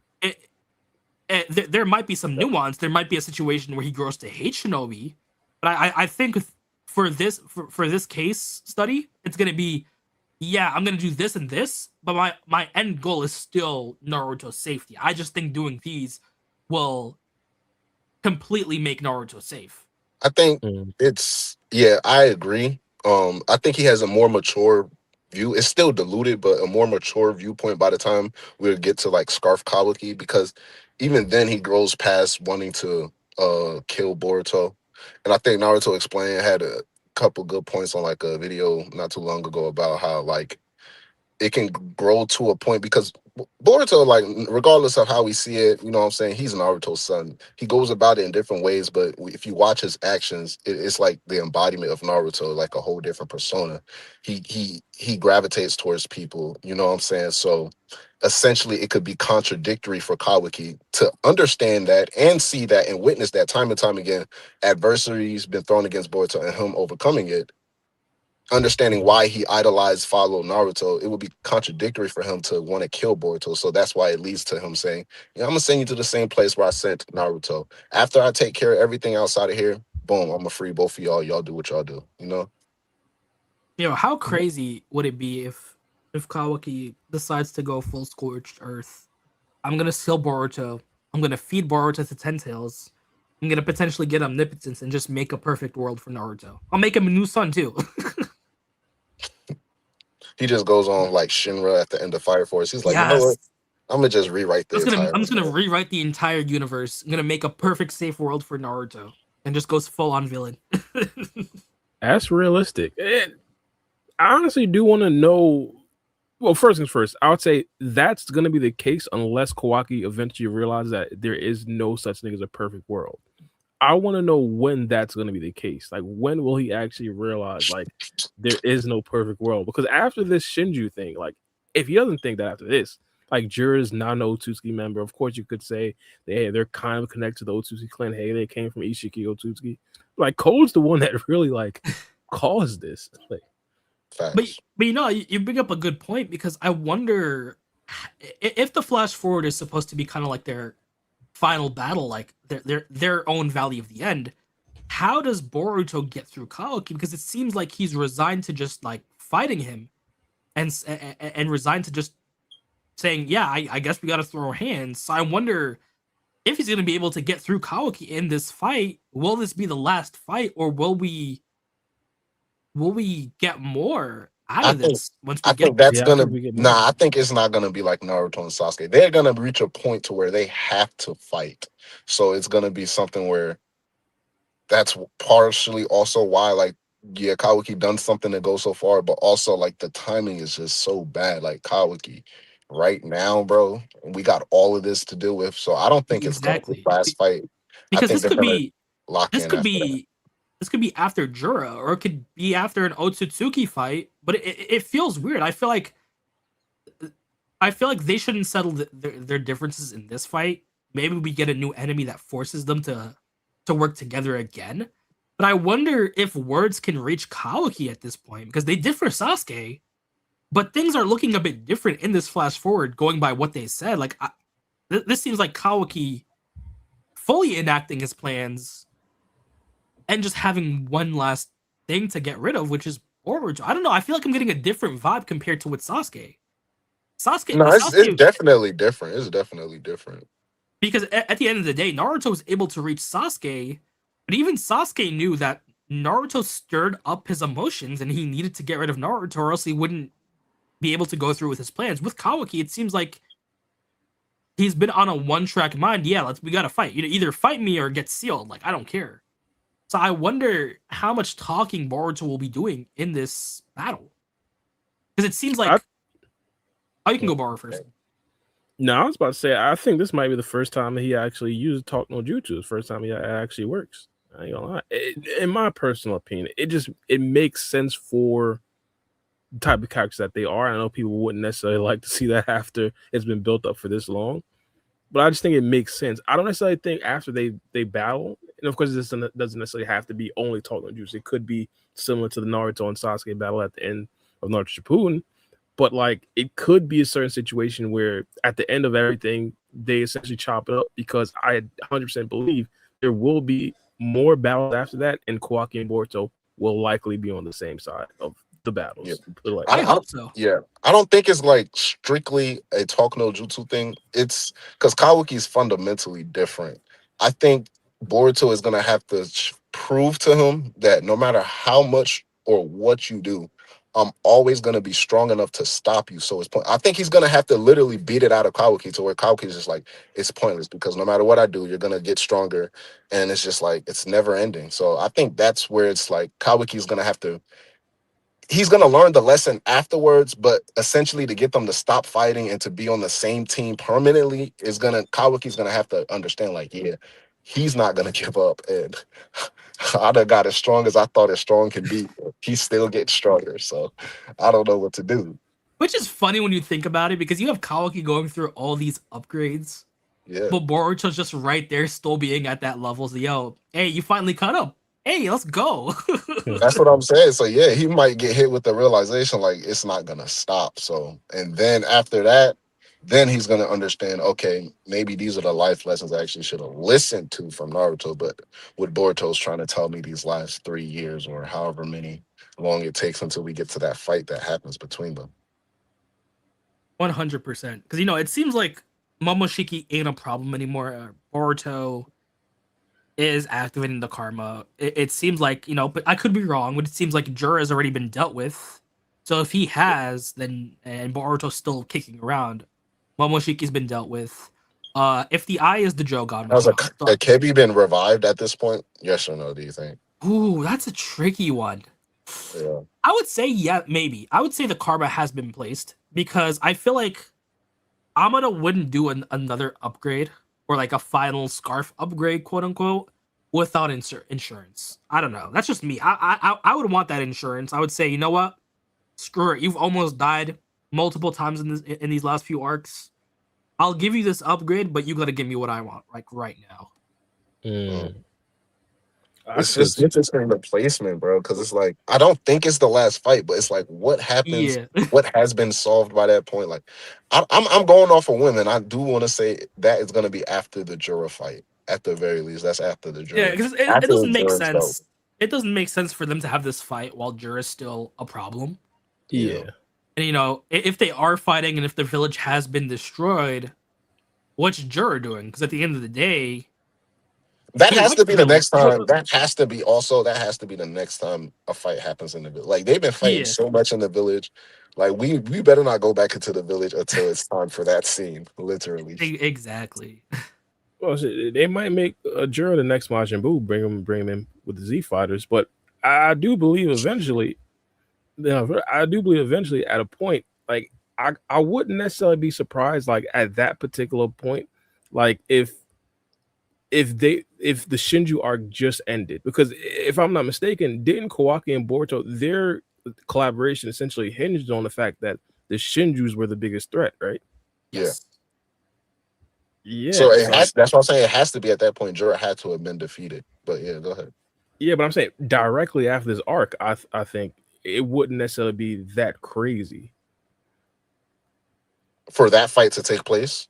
Yeah. Now, of course, you'd have to explain, hey, how the Hidden Leaf Village be destroyed. Hey, maybe say Kawaki picked up the notes from Code destroying the village. Of course, brings Boruto out. Could be that, but I think that's going to be the main thing. But 100%, I think. What if I hate this that I thought about this? What if that is a prescience? And Ikimoto just said that's a what if future. And see the reason why freaking happens. The reason why I say no, at least I believe it's no, is because that Boruto is narrating everything. So like it is in the past, and he says, I don't think so. I doubt it. Yeah, and he says in chapter 1. He says in chapter 1, "Yep, I'm a ninja, but back then I couldn't care less about being a ninja." So it seems like flash forward Boruto has been narrating everything, and we're still in that flashback arc. Like all of Boruto and all of TBV so far is just that flashback. Yeah. So I think this is like the current present. Like we're going back to this point in time at some point. How we got there. I hope that's what I'm saying. I still think it's like how did we get there moment. I still think that's what the story is, but it's like with this prescient shit. What if he's like, you know what? I don't want the village destroyed. Maybe that's just the vision, and they're talking, and the village isn't destroyed. And it's something I don't know. Drinking a cup of coffee. We're hashing out our differences.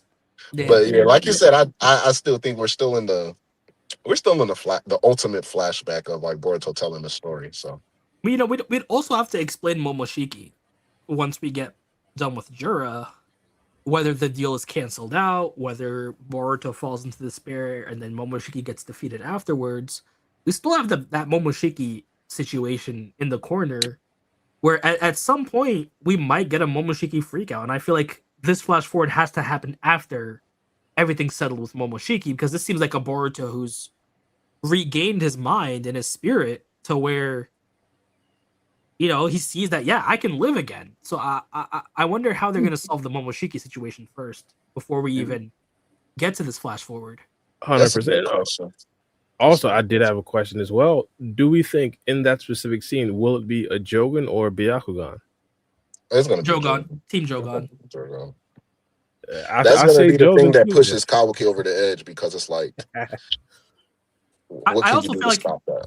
I also feel like it would be a great full circle moment where that Byakugan becomes the Jogan, and it shows that he's not tapping into Momoshiki's abilities anymore.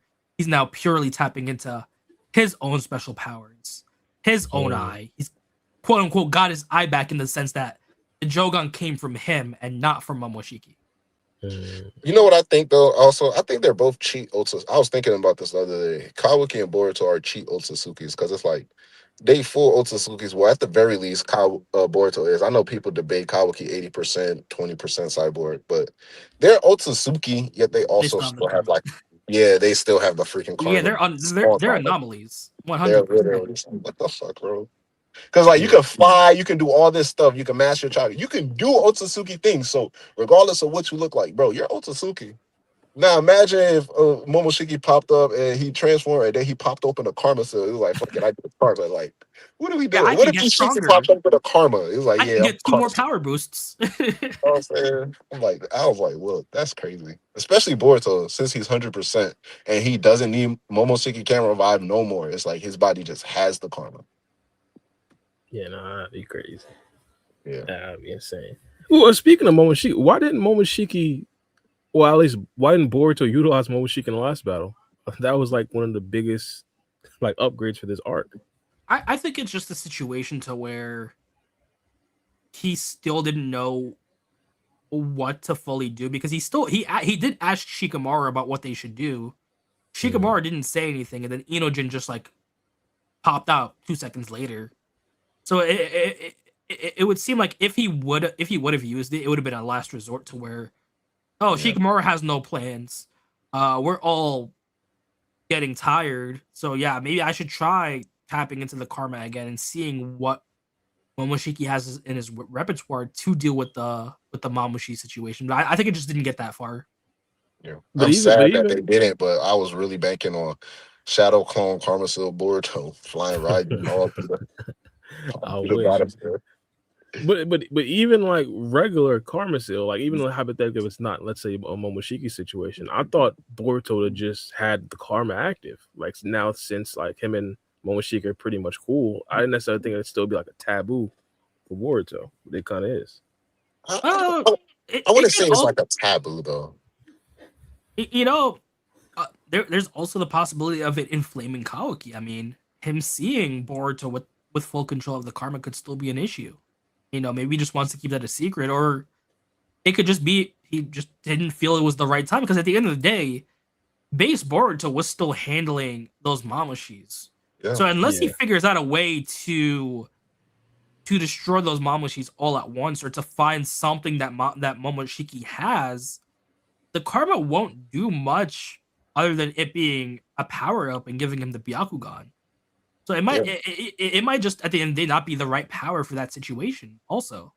And if it tracks, because if you look at the timeline, it's like he saved Kobu. He used the Karma Seal to get that extra, and he got there in time. He destroyed the Mamushi, immediately absorbed the jutsus and stuff like that.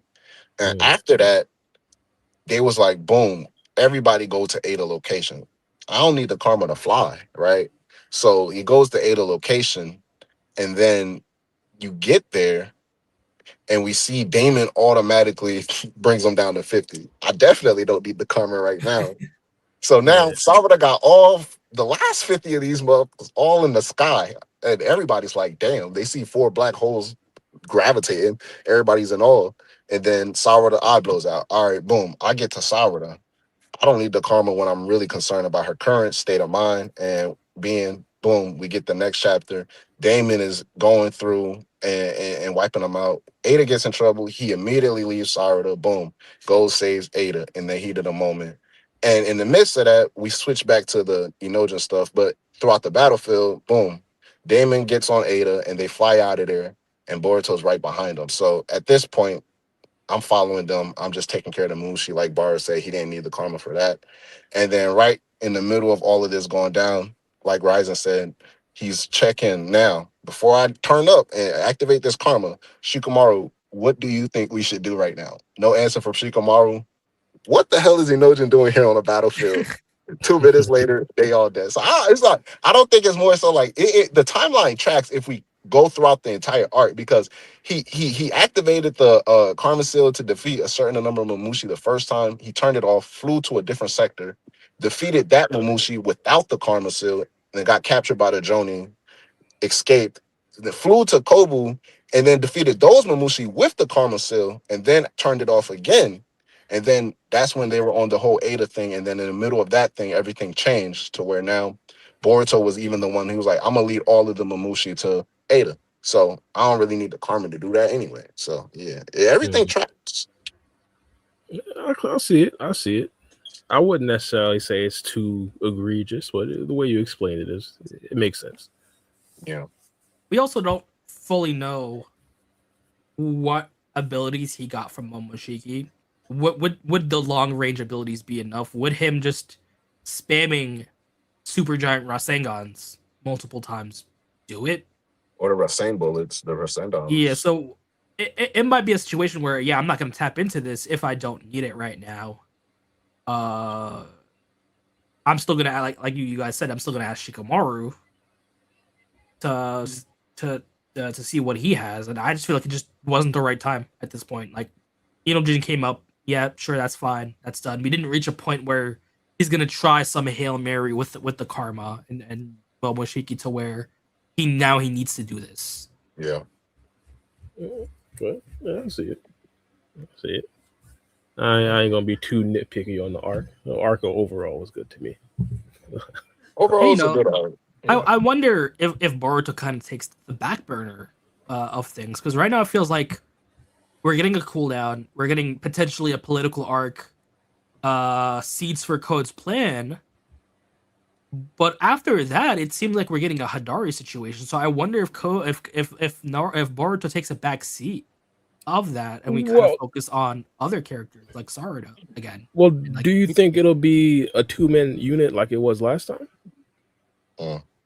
I feel like it would have to depend on where Sarada is. And you see, yeah, true. Or if Koji even gets his prescience, because if he gets his prescience update and he tells Sarada, okay, you need to leave the village and go to this area to fight Hidari, I wonder what teammates he'd give her, because I'm kind of tired of seeing the Hidden Leaf Village, and we saw Mamushi come to the village for Ada. If Hidari does that too and just pops into the village, I would kind of hate it. I hope there's a way to get them out of the village, get Sarada out of the village. The perfect way, the best way right now within the story, it'll be like, oh, Sakura's trying to do her thing for Inojin and Sarada. She can, but it's probably in the area where we know Katasuke has the best ninja tech, so they need to transport them.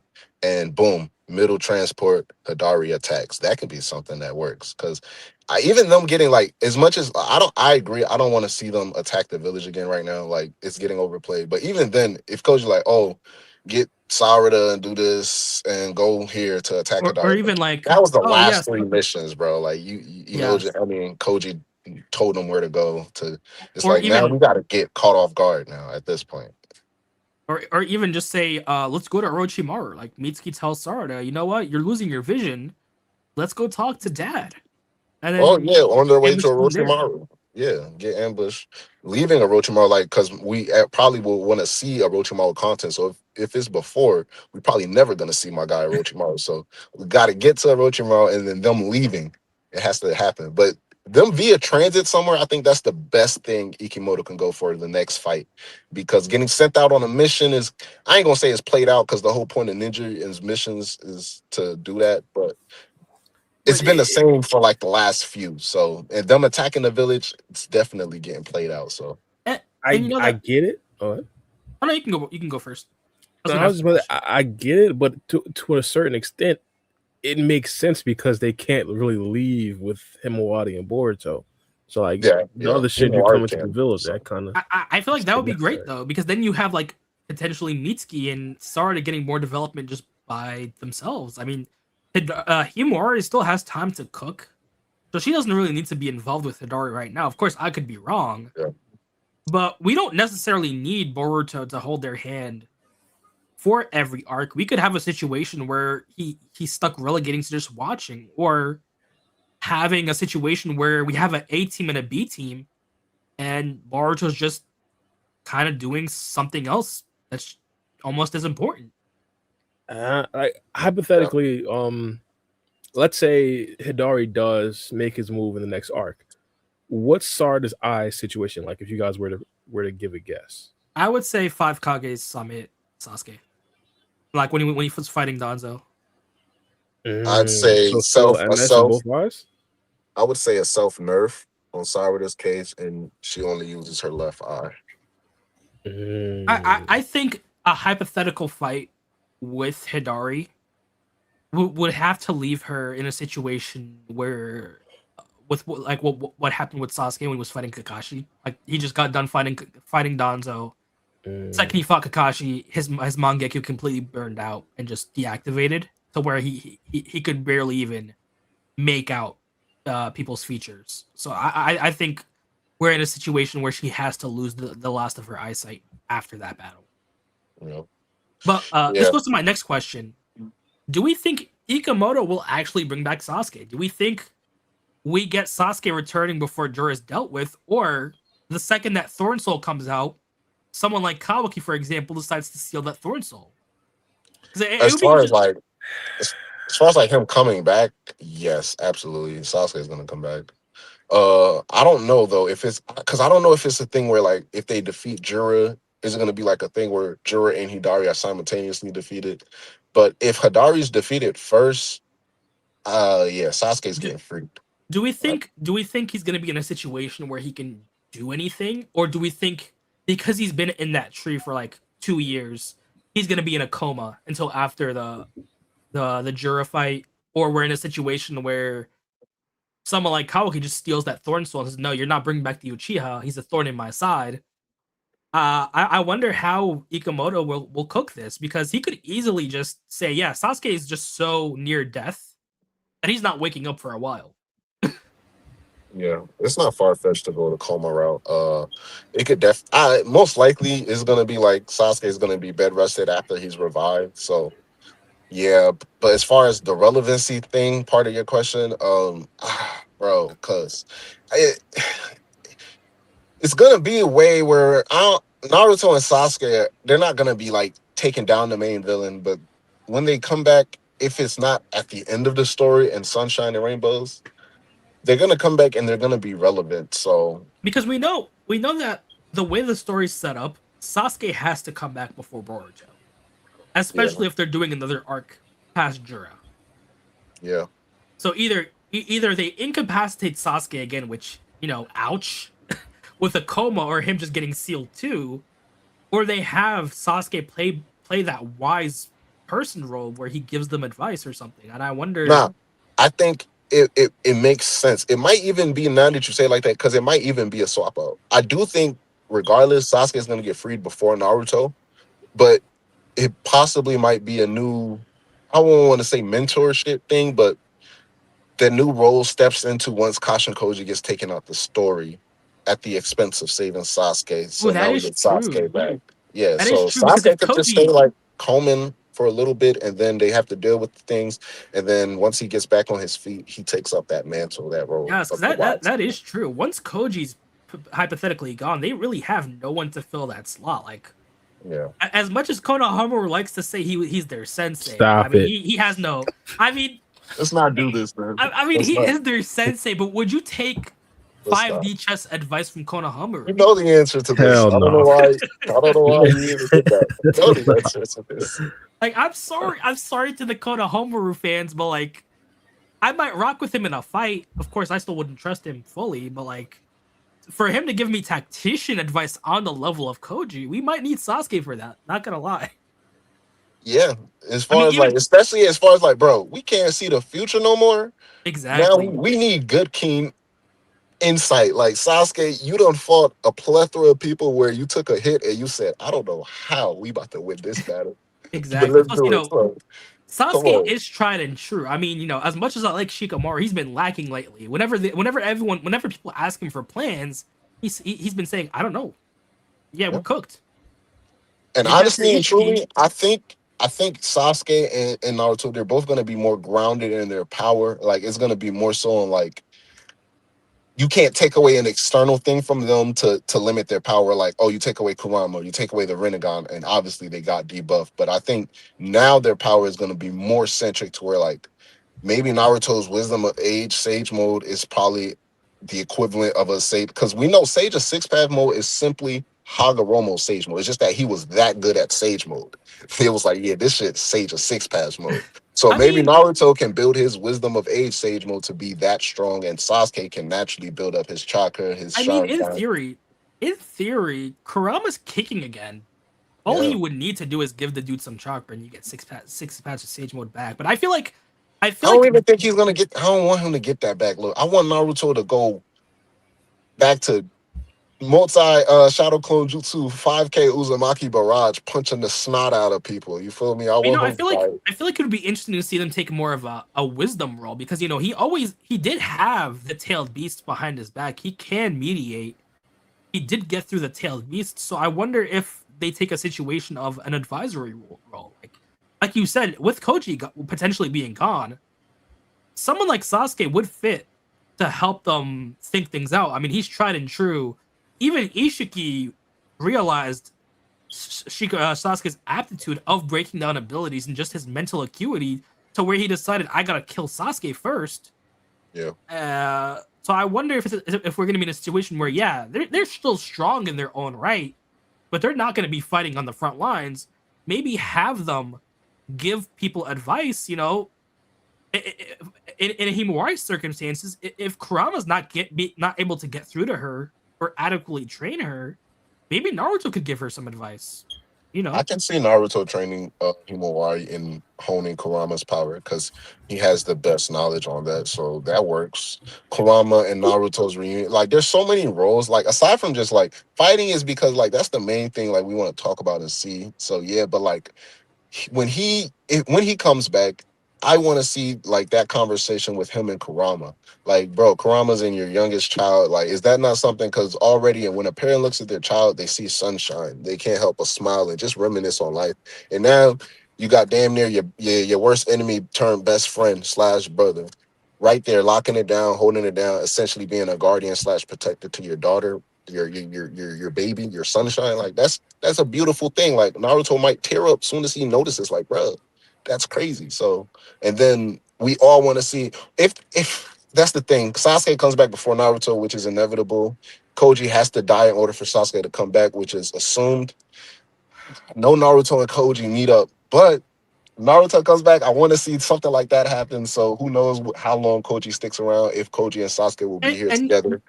So and Koji might not even die. We might just get a situation where he's incapacitated. Like there are ways to do it. If like, of course, I think I'd rather him die. That's just me personally, but he could they get can shut strip him down. of his Shinjutsu. I mean, he could just get shut down and put into storage for later if he's not Amado trying. can probably try to strip him of his senjutsu in order to control it. Because if we think, because a lot of the connections made behind Amado hearing Koji speak last chapter, everybody assumed the same thing. Like, boom, he's gonna try to utilize this jutsu to his advantage, which is true. But how do you get someone like Koji to do what you want without playing master class chess, which it becomes so intrusive and detail oriented. So it has to be something where like a model might have a backdoor way to where once certain things manifest within his cyborgs, he has free reign and abilities to now do with what he wants, like how he can limit Kawaki's defense or offense how he pleases. So maybe he like, you know what? As soon as I get the opportunity, boom, I'm snatching that prescience from Koji. No more future sight for you. Only I got it. You know what I'm saying? But another angle that's been cooking for a while is Delta's own hypothetical Shinjutsu. When do we Uh-huh. think she gets put into a position where she's forced into a life or death situation to where she has to activate an ability. She's kind of the last one that we have currently with Shibai cells with an unactivated ability. So going back to what Free Game brought up, because it leads to what you just said about that Naruto explained thing with the names, because we know Daemon, Code, Bug, all that computer data analyst stuff, right? Because the connections with Daemon is like, I think within computer sense, it's like an autonomous thing. It just automatically runs, which coincides with his ability, we know. And then Ada and then the surveillance and Code being a code and Bug obviously being a bug that needs to be fixed within the program. With Delta, I don't know. Like I've said all that to say, with Delta, I don't know essentially what her name equivalates to. So I think maybe that can give us a hint to where a possible Shinjutsu ability might be. Let's Hmm. see. I'm In about to say, computer science, yeah. delta What does that represents say? the difference or change between two values, states, or versions. It is widely used to measure incremental changes, update data efficiently, or calculate time elapsed, delta time, in simulations and games. Oh, maybe they Interesting. give her the Madara ability. Oh, wait, Maybe she but can change. Go wouldn't ahead. it be wouldn't it be cool if she represents the difference or changes between two values, states, or versions? What if she can represent the changes between of the world through omnipotence? She has the old save of the world how it was before omnipotence and is able to kind of plug and play different situations, potentially restore people to a state pre-omnipotence. That's actually Mm. pretty. No, I'm not gonna lie. That's actually there. Like I can see Yeah, that I happening. gotta. I've always believed there has to be someone eventually that comes around with the ability to have like the opposite of omnipotence. Maybe not the opposite, because of course omnipotence encompasses a lot more, but just to let people see what was original. You see what I'm And you know, saying? if she can do that, it kind of fixes Ada's situation. I can Because wait, restore you to a position pre-charm. because what does it say? It says changes of. Can you say that last part again? Like the changes of value. What does it Uh, do? Represents the difference or change between two values, states, or versions.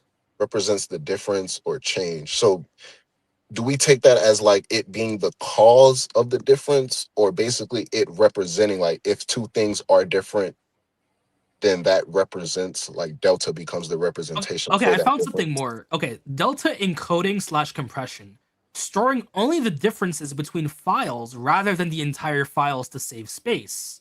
Tracking changes between commits to optimize storage and synchronization. So, for example, hypothetically, if you take the world that we have currently and the world before, it's pretty much the same, other than She can before take them. out the unnecessary things, the things that change. Like, basically, a loophole to fixing omnipotence. Long Yeah, story short, so but like, she yeah. could basically hypothetically have a save file of a person pre-omnipotence. She's restoring them to that Oh, and save. basically swap out the minds of every person that was affected with it. Okay, Yes, I see. and restore them That's to crazy. an earlier time of them potentially not being affected by omnipotence anymore. But then, because it, you said in that latest definition, it can also store, basically optimize storage, whatever it deems that it needs, right? To have Yes, the. So would they be able to hypothetically retain? Because I want people to understand what they put Boruto through. I don't me want people too. to just simply forget. So would she be able to maintain the, basically allow the difference to sprout within their brain of understanding pre-omnipotence and post-omnipotence, right? I mean, that could work. She could give them two sets of memories. We've seen that play out in other time travel situations. Bro, Maybe I she ain't gonna gives lie. We them. probably cracked the code. We probably did crack the code on this one. I mean, it would be cool. I mean, of course, it could definitely go like with what you said.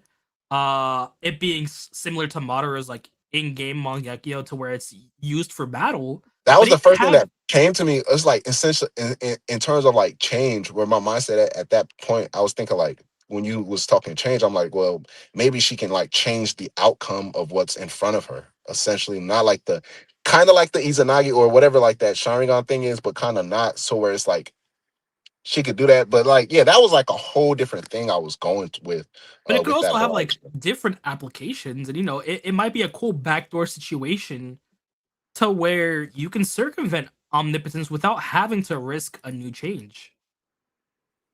So maybe, all right, let's think, because we know Shibai got all of these abilities. Just imagining what a Hacks character would be able to do. So essentially, for his, we're gonna call it like a Delta ability. Imagine he's fighting an Otsutsuki, and the Otsutsuki chops off his arm. Instead of healing, he uses change to change it to where maybe that never happened, or to change it. I don't know. Like, I'm thinking of a more physical application because I know omnipotence. Yeah, it's kind It makes sense for us to explain it with omnipotence, but I'm thinking like Bryson said, to bring it into different applications. Go ahead, bro. yeah, no, I was about to agree. It's like Izanagi or Izanami. I forgot specifically which one it was, but where you just Yeah. rewrite the reality. So I'm guessing it would be similar to that. So hypothetically, if Shibai, let's say he's fighting, because we know he has all of these abilities. I don't know. Am I just tinfoil hat theory now? Because I'm not trying to combine the prescience with this ability, this hypothetical Delta Shinjutsu, but just saying, like, hypothetically, would he be able to see a future to where his arm doesn't get cut off and he could just change it to that future because of the Delta ability? So, because we know, like, when we explain Kashin Koji's ability, it sounds so, like, it sounds good at first, but then we get more into it, it's like, it's useless. So then I would think for someone like Shiba, he has something, either he can fully use it and it's just limited with Koji, or he has something else that can coincide. So like we said, with the Delta, with the whole entire change aspect, for like a physical application, he can apply prescience, see a future where his arm didn't get chopped off, and then apply the Delta or change ability to where, boom, he changes the current future to where it's in now that future, his arm didn't get chopped off. You know what I'm saying? Instead of just making it, it's basically the Izanagi, but like two Yeah, abilities explaining it. Another point we could go through is Kashin Koji's branching futures. What if she can look at the differences of futures that are happening side by side and replace those hypothetical files to their own timeline? To something that's more desirable. Like, basically plug and play the differences. So like the timeline where omnipotence never happened, but Boruto and Sarada died. She could take the difference of omnipotence never happening, put it in their current quote unquote save file, and have omnipotence retroactively get undone while still keeping the memories of what happened during omnipotence. Yeah, but that will, hypothetically, if he's able to peer into the branches of where that happened, because he would be able to see that future to where they died, and then, like you said, save the application of omnipotence to occur retroactively. So then once everything happens, boom, omnipotence, and then boom, post omnipotence, the jutsu goes off and everybody retains the memories, but also remembers, I guess, the moment things change when omnipotence was originally casted. I think the issue with Shibai is he's just so hypothetically broken. It's just, if he needs a specific niche ability, at that point, just use omnipotence to create whatever ability you want. yeah, Technically, that's he the can create an ability. Yeah, so it's like, yeah. That's at this point, everything is hypothetical with this guy Shibai, bro. yeah. Because I'm thinking like in a battle, I'm thinking omnipotence isn't just like to create brand new or to find all the, or just to create people's Remember, realities. And yeah. prescience is a bit more than just like tell them the future. Like specifically with omnipotence, that's more like creation of all things. That's I would even put it a step ahead, because supposedly, if you're a fully realized Otsutsuki, if I want the world to end, I could just snap my fingers and the world is gone. If I Because want of to make a whole new omnipotence. reality, I snap my fingers and we have a whole new reality. So it Mhm. becomes a situation that if we take omnipotence to its literal statement, it's I can do anything. I'm playing Minecraft in creative mode. I'm doing whatever I want. But It's then just Data has no control over it at that but point. if we do, like you said, take it literally, like, I'm looking at how Kashin Koji, I mean not Koji, how Momoshiki explained it, because he literally said it's a programming code. So hypothetically, say you do want to destroy the world, can you use omnipotence to do that? Like, how would you program the world to simply be destroyed? But then even without that, if and then we're about to get into timeline basis at this point, but like, let's assume Shibai already had omnipotence. couldn't he have just used omnipotence to get whatever goal he was originally, trying to get, just make it a reality instead of constantly trying to get that goal by resurrecting and becoming so powerful after a millennia and millennia of years? Well, I you'd mean, have to assume he didn't have That's why, omnipotence. we yeah, got to go on the timeline basis at that point, because then it's like, Mhm. well, did he get omnipotence once he ascended? Then we're just like, it's not gonna be a cop out yeah. because it wouldn't make it makes sense either way. But Because for all we know, it could have been a situation where dude ate the fruit, dude gained that ability, and then dude just ascended, and that ability stayed in his body. maybe he used the ability to ascend, probably. Potentially, because we know at the very least Momoshiki has knowledge of that ability, but having knowledge of the ability and being able to use it are two different things. If even someone like Momoshiki, who is an Otsutsuki, can't use the ability even though he knows about it, there seems to be strict requirements to where So it might have been a situation where it was a near ascending ability where dude just got it, but at that point he had no need to use it so because then he already reached his ability. He already reached his goal. so then I'm gonna go out here on a limb. Are we assuming basically? I mean, because I know Amado describes the Otsutsuki as parasites, and we know what parasitic creatures are natures like. They feed off of other nutrients.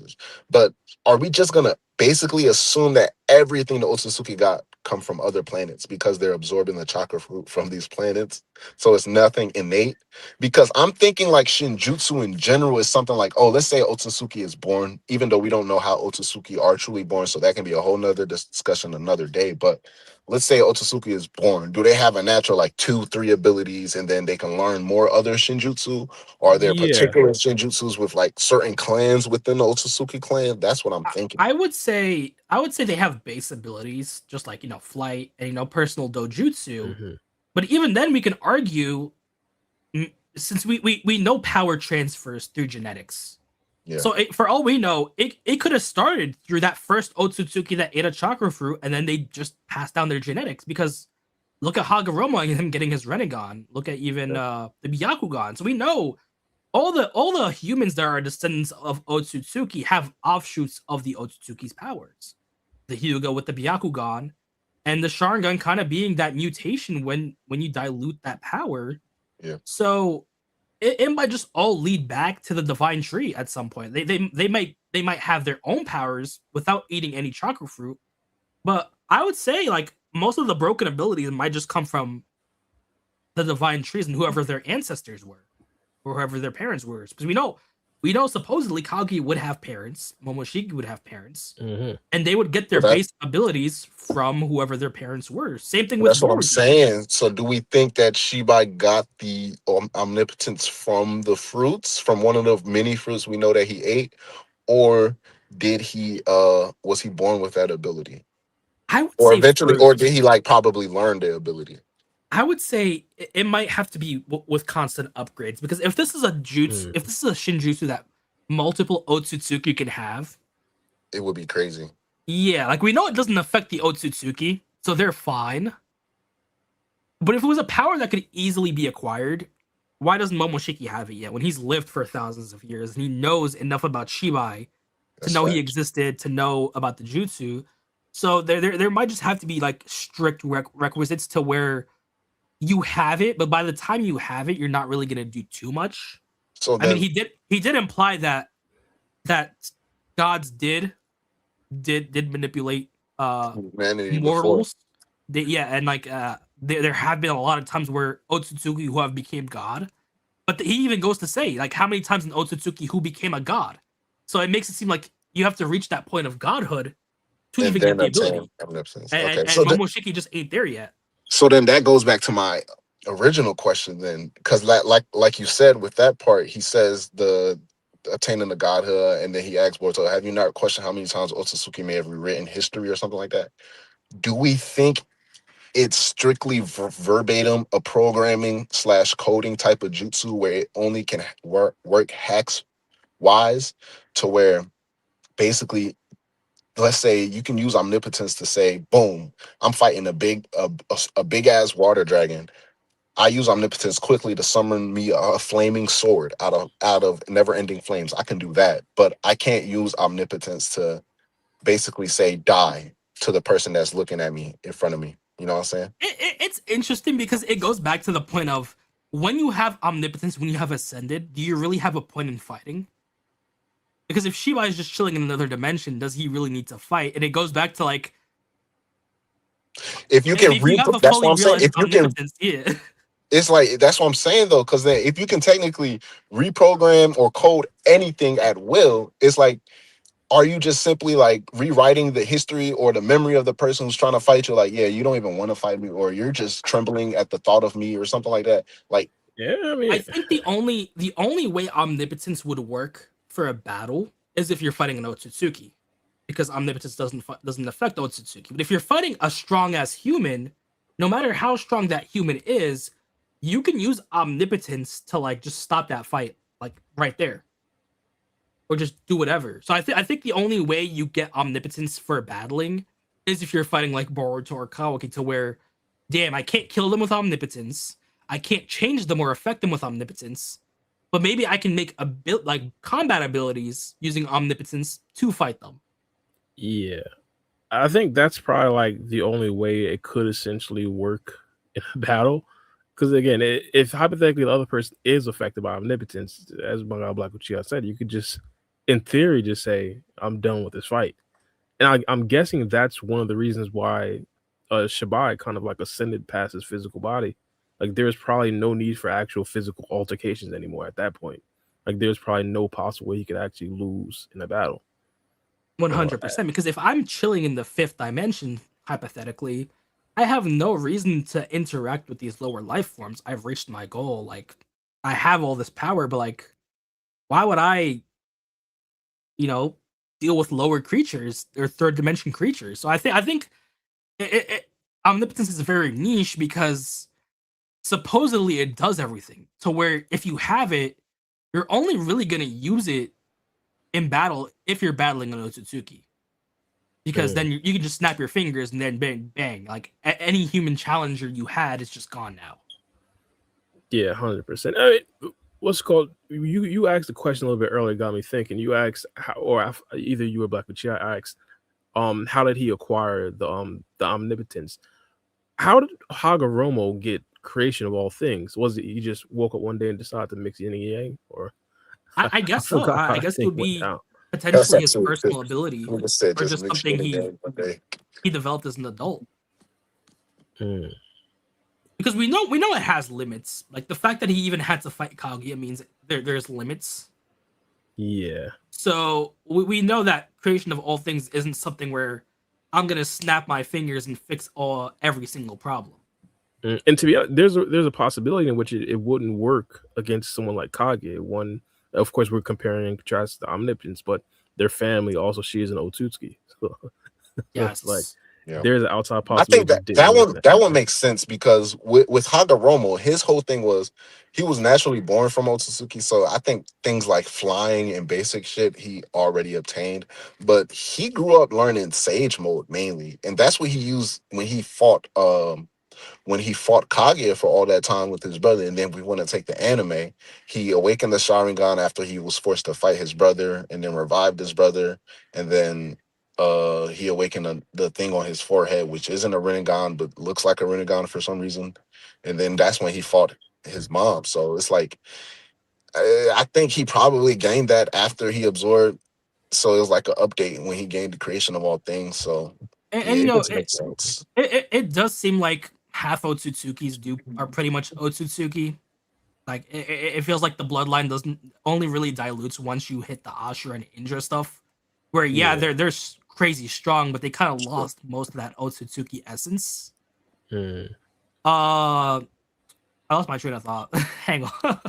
I'm weak. Did y'all get to We the do super know set? we do know the Byakugo seal is from the era of the Sage's Six Paths, so we can theorize that maybe it's something he created by proxy, because who else really could have created the Byakugo seal if it's in his era? Because we have a small pool of people of it being Indra, Ashura, and Hagoromo, or even Hamura, and like maybe an immediate descendant.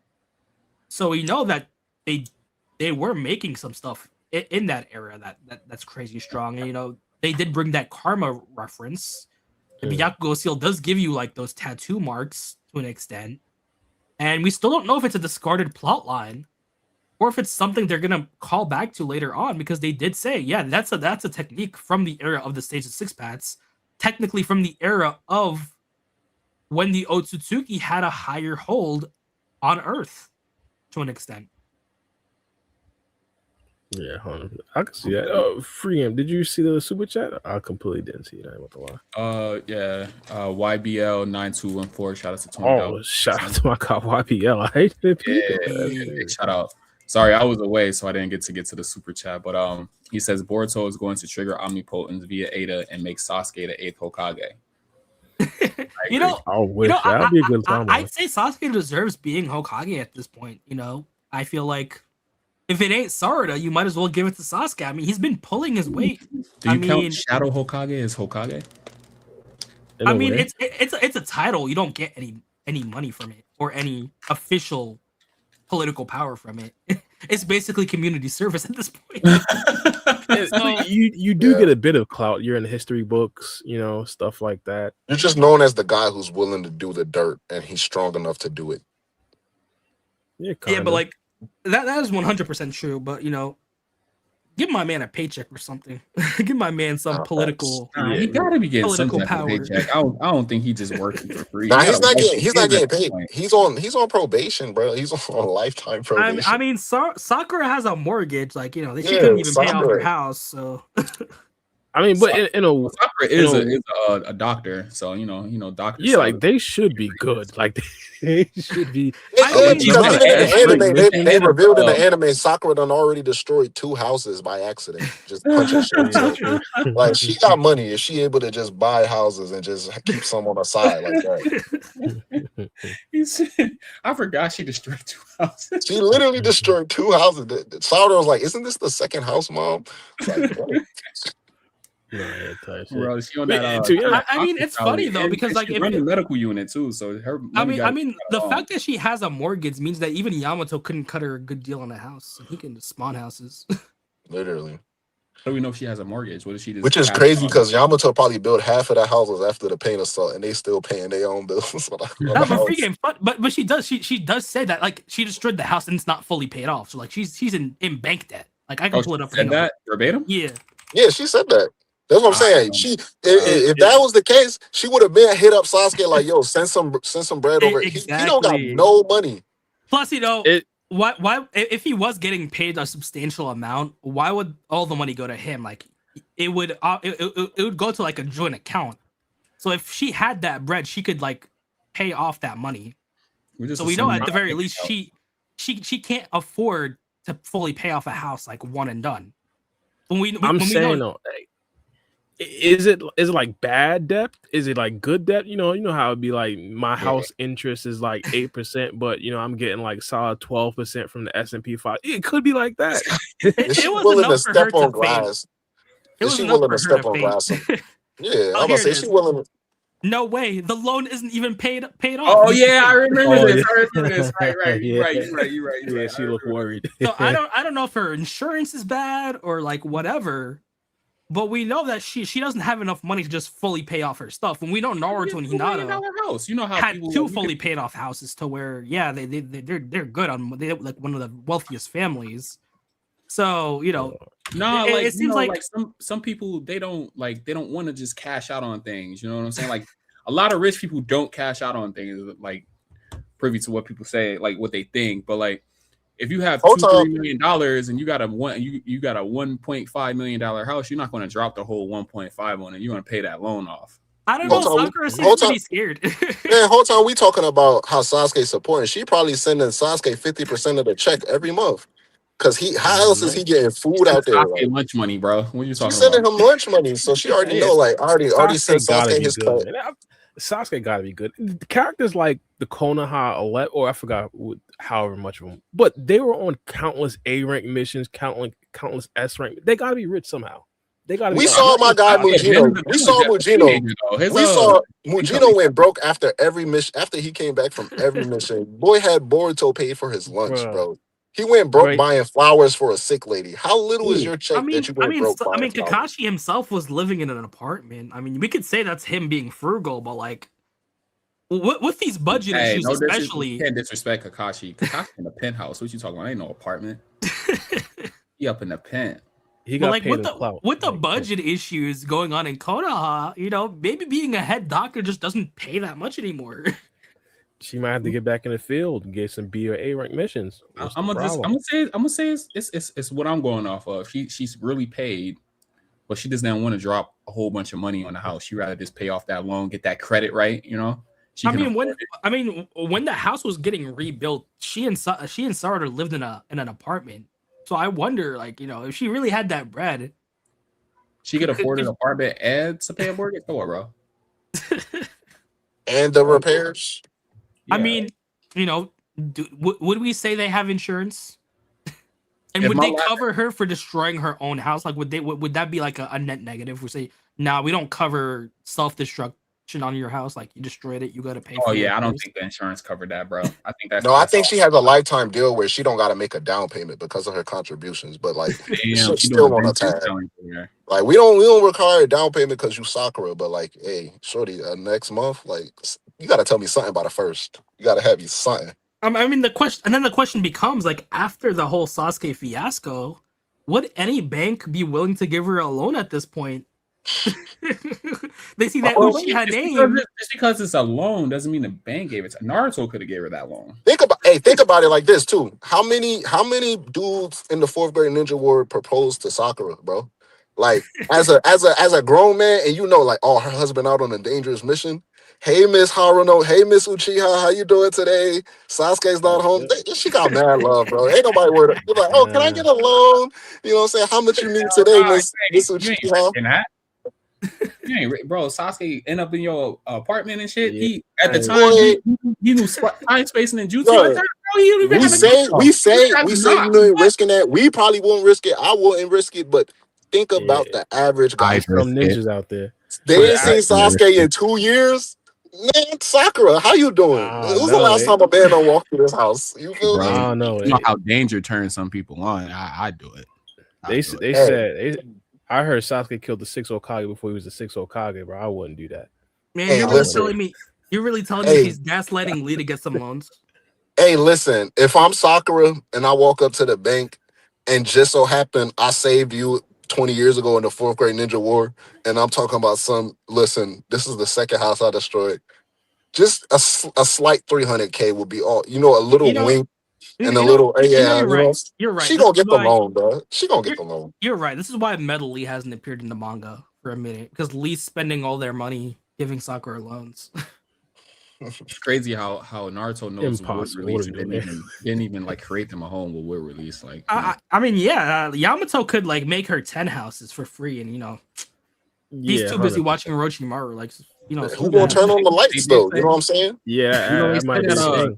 They said the whole will release Hashirama.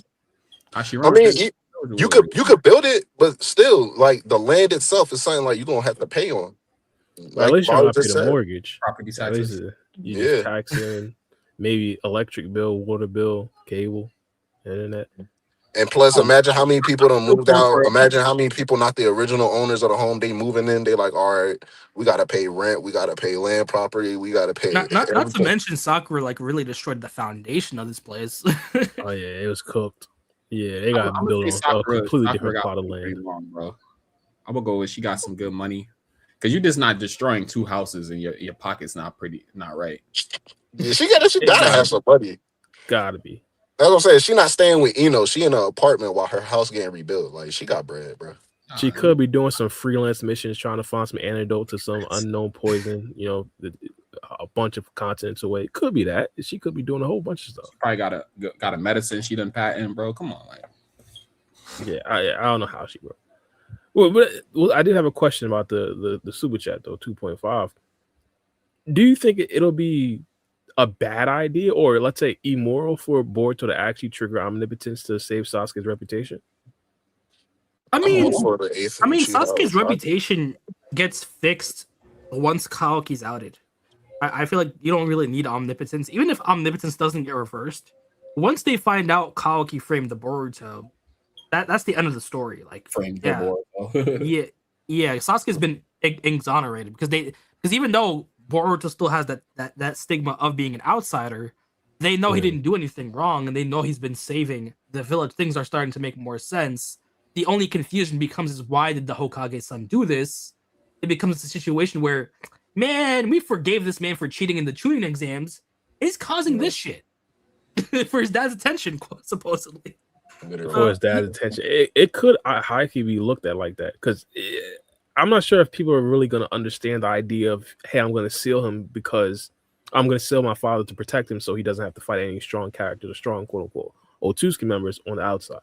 I feel like that would be kind of hard to. Do you mean like his overall reputation, or are you talking about the reputation he has in TVV as being a rogue ninja, or being a that the rogue ninja reputation? Okay, I thought you meant like his overall reputation. Plus, like, Sasuke's reputation was already iffy in the grand scheme of things. So that's why I was asking, like, if he was talking about his overall reputation. Yeah, you could fix that too, even though his bad reputation could be like a positive in certain situations. At the end of the day, it would just get expunged, because then they realize, oh shit, Sasuke was saving the village the whole time. Yeah, and now Boruto was framed, so it becomes a situation where you don't really need omnipotence to be specifically cast for Sasuke. You just need to solve the Kaoki issue. Once that's solved, Sasuke gets exonerated. Sarada gets all that clout for being right and helping save the village, which in turn gets us talking to her potentially being the Hokage now. If Boruto could choose, would he choose that or choose the omnipotence path? Because he did talk about earlier how he didn't want to cause any problems with Kawaki. Right now, there's too much turmoil in the village. He wouldn't use omnipotence if he could use omnipotence to fix his issues, like the swap. He would only do it in a situation where everything's settled. Yeah. If the stuff with Kawaki isn't settled yet, it would cause too much turmoil in the village to where, it's like Shikamaru said, like until you settle things with Kawaki, you have to stay at Rogue Ninja. Because it would just turn from the whole world against Boruto to the whole world against Kawaki. Yeah, the problem doesn't get solved at all. I mean, in a way, Boruto has to thank Kawaki though. If it wasn't for Kawaki, he would have never met Kashin Koji. He would have never got that 10-year skip on him, just leapfrogging over people in power and stuff. I wouldn't go as far as think. It's more so he found the good in the bad. But because at the end of the day, Kawaki was just throwing a toddler tantrum. If he had actually succeeded in his plan, the world would have ended. So it's more so cleaning up Kawaki's mistake. Besides the writing aspect, like just in world theory, like, do you think that Boruto would have got as strong as he is now if like omnipotence never occurred? Like eventually he would have got there. I mean, it would have to depend, because does Koji still try to reach out in a situation? I think he becomes a leaf ninja. I think Koji comes home, because we know for a fact that Koji can't see timelines where he interferes. Right. He only sees timelines that he can't interfere in. It's like the Mamushi situation. He saw a timeline where he didn't interfere. So he saw timelines where Boruto died. Once Boruto died, it's all over. But if Boruto had lived and Kawaki ran away, what would Koji do to try to fix that future? So it becomes a situation where if Kawaki didn't do anything and he just sat down, eventually Koji, even though he can't confirm what he saw with omnipotence, he can still confirm it with other ways. At some point, he would have to make his move. So it becomes a situation where Kawaki got off lucky by not being able to kill Boruto, because that would have ended everything, and he got lucky not being eaten by Code. I'm not going to thank him for him getting lucky and just not causing us the worst possible future. Because Koji's still active, he can still make changes. So it becomes a situation to where Kawaki's kind of a hindrance plus a net positive. It's shaky with him at the very least. Yeah, like I said, he found the good and the bad. Somebody had dropped a chat real quick. I think this is pretty interesting because I didn't see it. Did you guys see the Sharingan video on the new Naruto page? That kind of hints another pathway to get EMS at the end, which is funny. Yeah, I didn't see it. I wonder if you guys saw it. End of chapter 32. No. It came out at the end of chapter 32. I did, but I probably just didn't notice the part that he or she is noticed. Oh, I think I know what he's talking about. When they talked about how the MS is still shrouded in mystery, I think I'm not sure. Is it like the Naruto data page, or is it in the manga itself? I think he's talking about the promotional videos that they post at the end of chapters. They be on X, but I don't know about showing that though. Yeah, I that's don't know what Naruto page. Yeah. No, definitely not showing it. But I don't know what Naruto page he's talking about.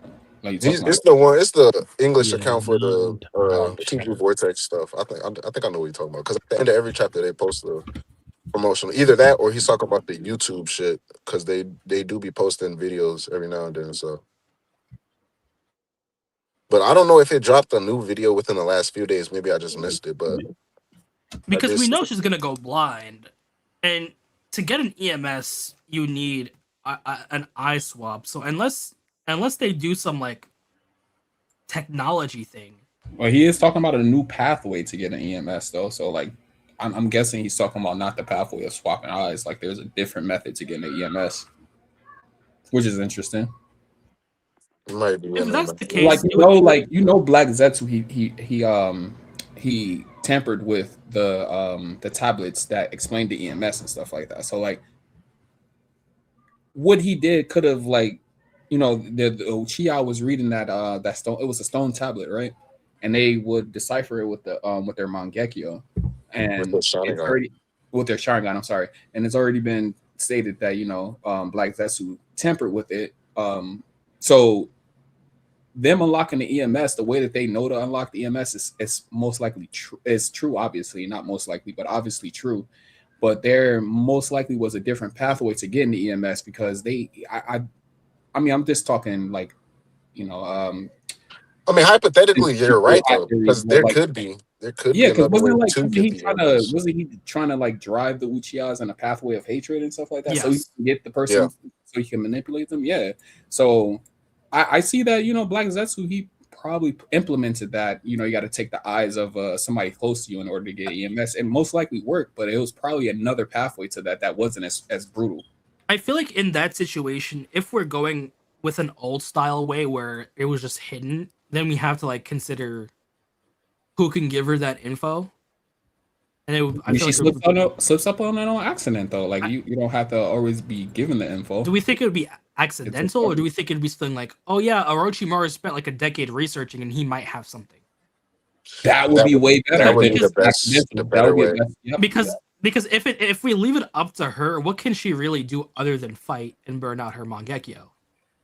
Like maybe she would need someone. Maybe it's the truth where like the original way, the OG way, and Black Zetsu just didn't have time for this. It was like, you have to burn out your mind. Because we know blindness is a thing. That's not manipulated. You're going to get blind. But after you get completely blind, you have to go through a stasis period to where your Mangekyo eventually blossoms to something else. Think about like kind of like the transitioning from the Byakugan to the Tensegan instead of the eye swapping this. Like there's a time frame. As hell. That would be funny as hell if just no Uchiha got to the point where they're just fully blind. They always just swapped eyes. Literally. So like maybe Zetsu was like, yeah, I ain't trying to wait a year or 2 years or maybe the weeks that it takes. Nah, get the mind. We also got to remember, swap out the eyes. We also got to remember, if it's a situation where it takes too long, does Sarada really have a couple of weeks? Like we don't even know. That's where Orochimaru will come in, because we can have the OG way to be where it's established. Boom, it takes like 2 years. You got to go blind for like a year or 2 years, and then your eyes awaken with a new light. But Orochimaru's research is how to bypass that instead of swapping eyes. I got a theory. I don't like the theory, but I got a theory. I think she all right. So say she goes totally blind, right? Yep. And she's in the midst of a battle with Boruto, Kawaki, whoever, but Boruto has to be in the equation.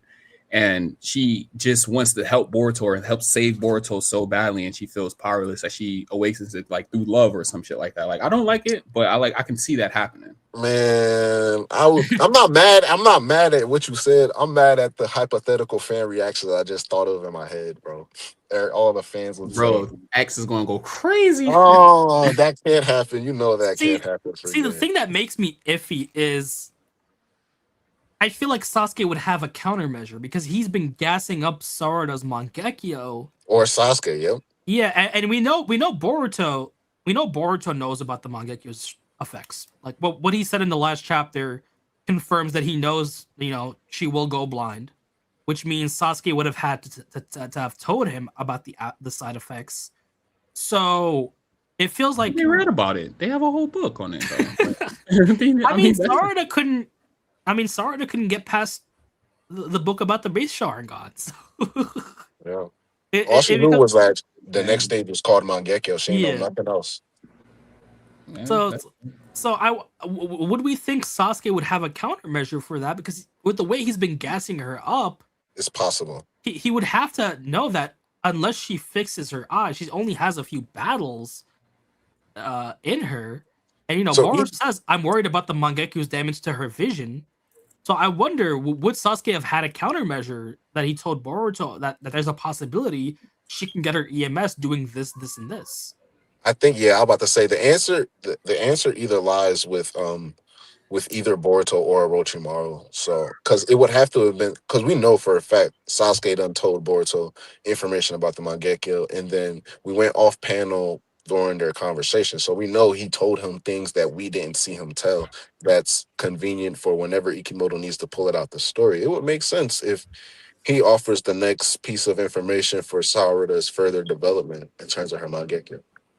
All right, Galaxy he said basically it was saying in the video on the Naruto Boruto official channel that there is still a lot we don't know about the MS. The video dropped on March 25th. So she passed out. There is a lot we don't know. So I do wonder which route Ikimoto will go through. But quick side note, what's with everyone wearing a one glove? The fashion in the Leaf has evolved in an interesting way because we have Boruto wearing his one glove and we have Himawari right here with your one attention glove. to detail is insane. Yeah, I'm about to say it's Boruto, Himawari. Who else? It's just them two, right? Or Konohamaru was wearing two gloves. Insane, bro. I think he's wearing two gloves, but I saw Himawari with the one glove and then Boruto with the one glove, and I'm like, damn, what's with the? He gave her that one glove with the outfit change because she wasn't wearing that with her last outfit, so I don't know. She saw Boruto, she was like, "Yeah, I rocks with it, my guy. Nice fashion sense."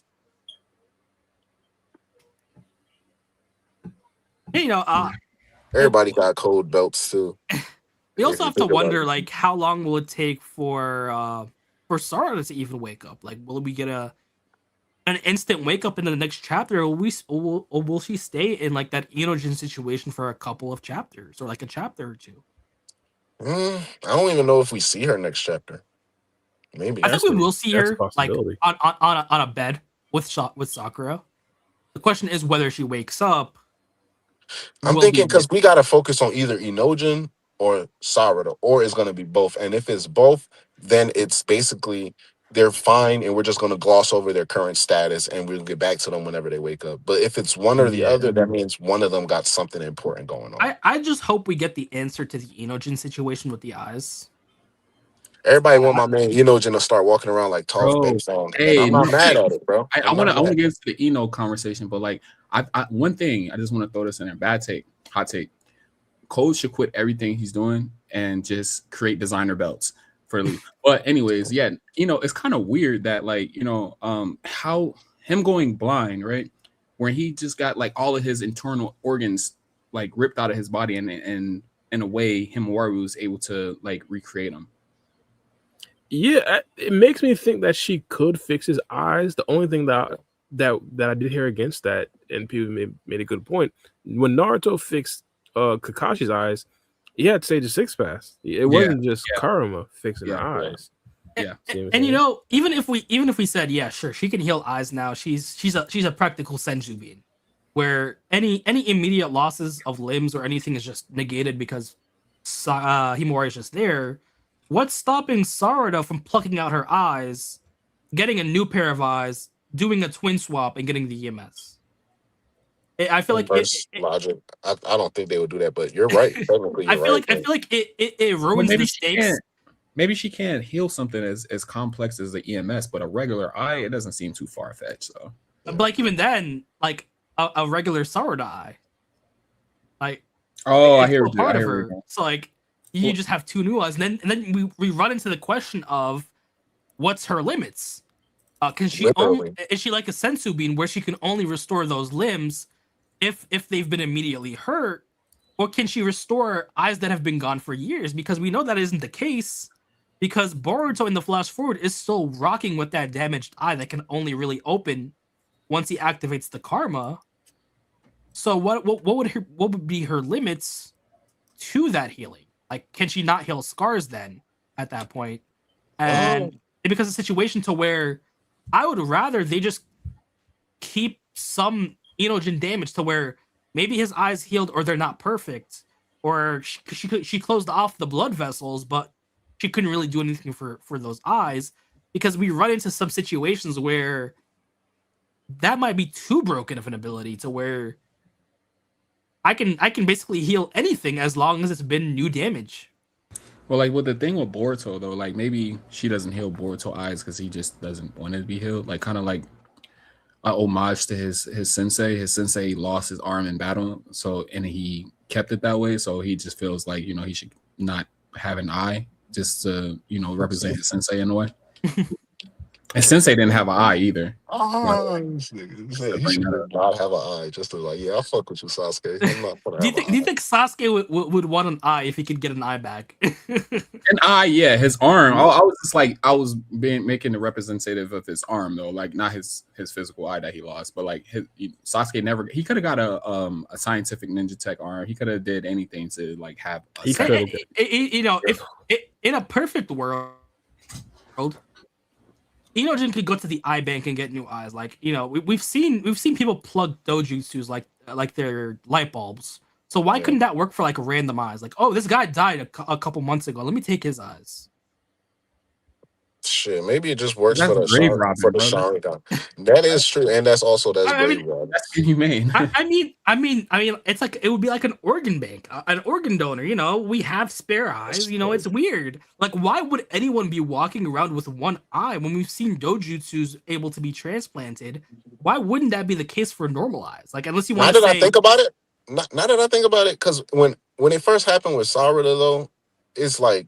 We were like, oh, it exploded. People were joking, but like, just eye exploded. They exploded. So I think he might. I think it's like she healed the flesh wound, stopped the bleeding, and closed the vessels, like with Sarada. So either Sarada's one eye patching and Inojin's blindfolded, or Himawari just healed everything. But I don't think it's that crazy because I don't know if it's gonna be so many opportunities for Himawari to just like be there. They're like, oh, I'm gonna heal this, I'm gonna heal that. It's just like it's spotty. You feel me? Like here and there. But if it is like the healing that Naruto portrayed in the Ninja War, like Kakashi's eyes were completely ripped out. Like, it wasn't even like there was something there to heal. There was nothing there. Yeah, like Naruto had to recreate that eye. Like he took Kakashi's DNA, made a new eye. I think did he use the hand? It's also like, did he use the hand that had the seal on it? Yes, he used the seal. Yeah. That's like, well, I don't know. At that point, that probably is completely the seal. But then if we go into Naruto the Last, right? He just has Sage of Six Paths mode, but even in this movie, he only uses Kurama mode. He literally reaches into Hinata's chest and like takes something out that's literally disturbing her chakra and making her sleep, and essentially like makes her back better and back to normal. So it's like, I don't know, Kurama can do some crazy things, bro. So with chakra, low key, and we ain't never seen that at all in the history. Like he literally reached inside of her chest, like in an ethereal form, and just fixed her. So it's like, I don't know, maybe Himawari can be broken like that. We'll just have to see. I just hope they give us the answer, because then we'll be able to make more talking points. Yeah. But if his eyes are perfectly healed, I would need an explanation to why Sarada can't like have multiple eyes. Like, okay, I'm gonna rip these eyes out. I'm gonna have Sarada heal my eyes. There, I have 2 new eyes. Now we have basically a twin pair of eyes. I'm gonna switch these out and finesse finesse an EMS. I don't think they need to explain. If Himawari can heal their eyes and they just need bed rest and they're fine, they wouldn't, because like hypothetically, they wouldn't need to explain it, because in a hypothetical scenario, let's say Sarada does do that. doesn't it become it becomes like a redundant thing to where like is she just gonna be carrying eyeballs on a battlefield now? Like I don't even No, know if that's the type of thing, you my know? thing would be her Probably more than finessing like an contact. EMS. Yeah, for even for the EMS though, for her to come to that conclusion would be like, I don't know.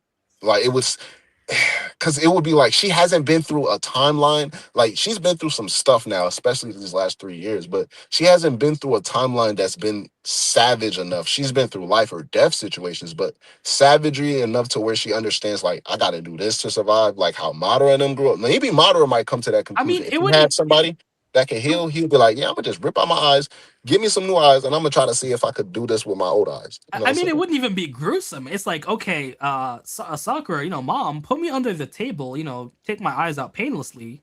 Sarada heals me, we got that second pair. We swap those eyes out. Hey, I got an EMS now. Well, maybe Yeah, it like could be all right. that. So like, if you want to make it to a way where she can still heal their eyes, maybe she can heal the eyes, but she can't heal blindness. And plus, think You know? about it. Think about it though. Think about it though. Mhm. If think about it, what if Kishimoto just say like, oh, because we know the light is out. You can't. What if it's like you just can't combine the same light? Not only if it's like not only is the light out, but like it's literally the same light. Like it's the combination of the two chakras. Because with Sasuke and Itachi's, both of their eyes were bad and damaged. We know that. So it's not even about the physical condition, right? It's about the merging of the two Mangekyo Sharingans and combining those chakra, not Baryon mode, but kind of like Baryon mode, to basically creating the EMS. I don't think it's possible for her to create an EMS with her own eyes. Like she would just be like, boom, just it would work. Like she would just eye swap though, but I don't think it would result in an EMS because I could see the that. chakra combination wouldn't be there. I could see that, but then that brings me to a question: would identical twins be able to get the EMS? They would have to establish a rule in the verse for identical That's twins. why. That's why I really, if she can like willy nilly just like restore eyes, I need them to say that. Yeah, even if Sarada ripped out her eyes and got a new pair, it just can't work.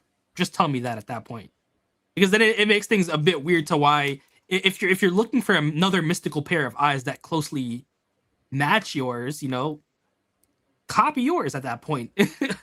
Uh, So I do but hope.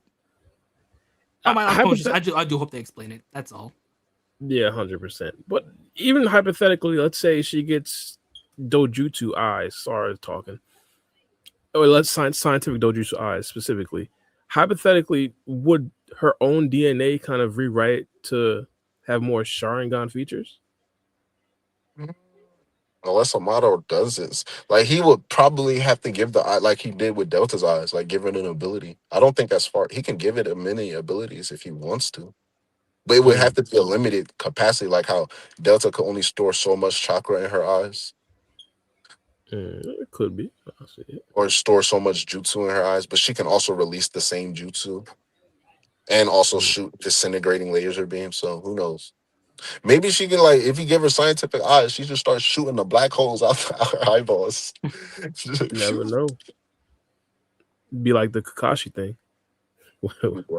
She could shoot out her eyes herself and then just keep popping them back in. Yeah, 100%. We've seen like abilities like take different forms. Like with Kakashi's Conway when he fought against Kage, even though that was still all Obito's eyes. It wasn't necessarily a different eye, but still, we've seen him take different forms. I won't be surprised if hers like evolves. Nah, that's facts. I was about to say it was something like it could bite off of like I was about to say Hidari. What's his name? Hadan? No, it's not Hadan. What's the dude? Datara. But instead of like chakra bombs, it could be like body part bombs, kind of like the dude They from just start JJK. exploding. Yeah, like he could take the dude from JJK. I'm pretty sure he took out his eyeball and he sent it down there and then it exploded in front of Yuji in the last season. So like, yeah, it sounded like that. I mean, That's Urashiki ate his eyeballs and got a new pair, so He literally did. Possible. Yeah. There you go. That's actually there. There's a perfect. That's literally an example. So everything, yeah. He took out his own eyes, ate it, and gained new eyes. So shit. Better eyes too, wasn't it? And better eyes. Shit. Hey man.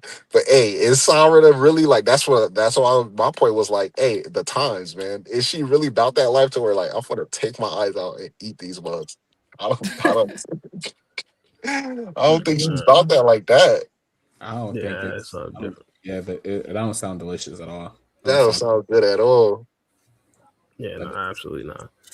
Well, what's called? I did have some more. Oh, speaking of, I heard there was a announcement planned for like June. Have you guys heard that? Oh Yeah, yeah, mad stuff's coming out June 4th. A whole lot of announcements to look forward to. So Mm. we're getting a data book for one, which is going to be really interesting once that gets Yeah. translated. Also, yeah, I want to see if they really gonna stand on business during this data book. I want now. To be fair, I haven't necessarily even like paid too much attention to other data book drops, even though 100% I likely have heard some information about those data books. But like, is it good? We've all seen like the actual power scaling pages that come at the end of the chapters. But will they really like?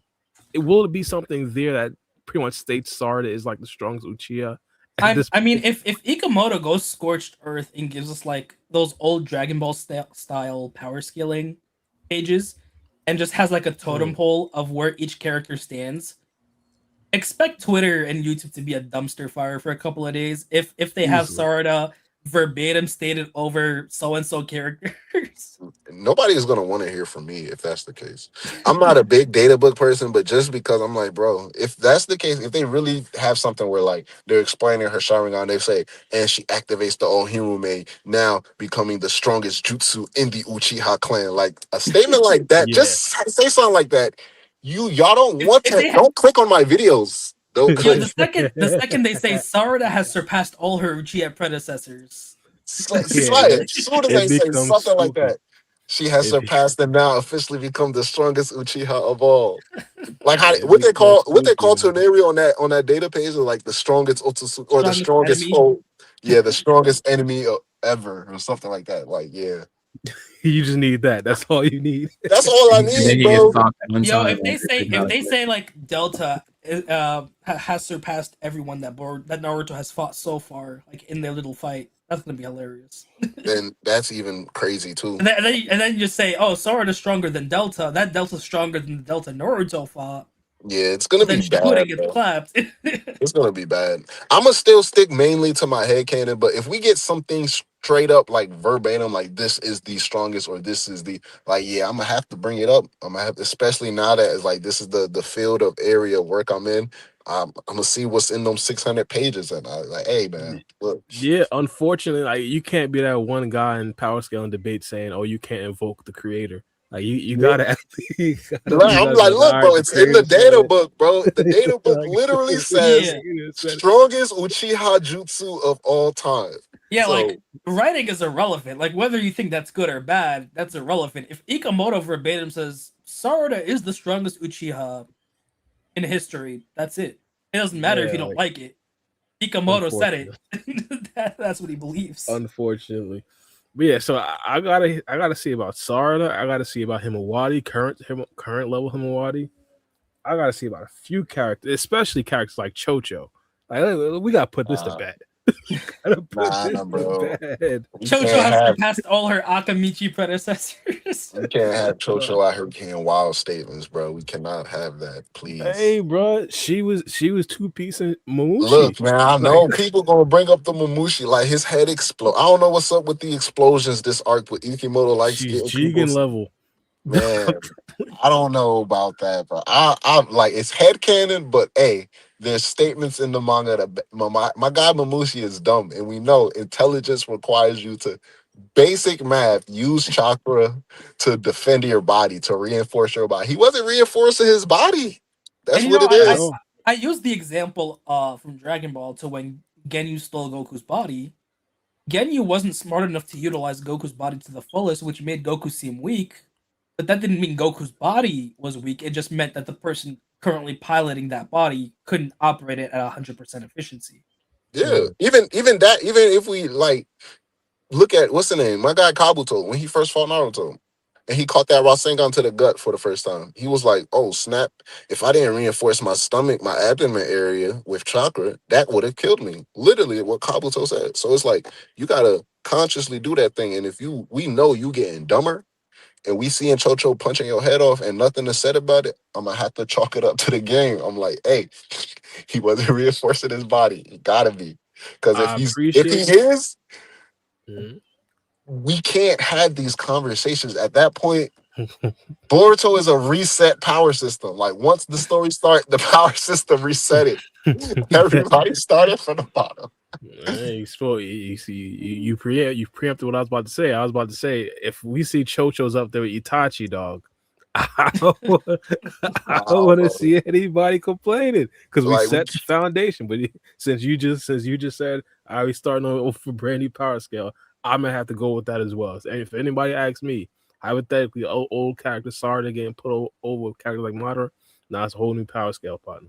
I mean, I'm not even. See, that's the thing, though. So it's a whole new power scale, father. No shot, Kitamaki. It calling me garbage. But listen. I'm trying to say, I think it's technical to where certain characters can, like, yes, a lot of characters in Boruto era, like the Car organization, you drop them in a Naruto, they hypothetically should be able to punch a lot of people and their head should explode, just like Mamushi, just like Chocho did Mamushi. Delta should be able to do that to a majority of the fourth grade ninja war. Yet, if we looking at how these abilities been played out and how these Shinju been defeated, hacks and abilities got to be into account. And Naruto era characters, if they wasn't strong enough, they knew how to use their abilities. And my guy, like I chalk it up to like fights like this. My guy Sasuke killed Danzo about 12 times. Like he had to keep on killing him. Why? Because of Danzo's ability. He had the Hashirama arm and he was spamming his life back every time Sasuke killed him. So it's things like that. Oh, all right. You said what? No, overall I get your point, but I was about to say I just had to interject, say some of them deaths with Danzo was questionable. Just like a kunai or a shuriken death. To the heart. I mean, yeah, stop it. Even that. I get you. Some of them, like I get you that. I give you that. But like the Amaterasu deaths and a couple, they was legitimate deaths. Yeah, some of them.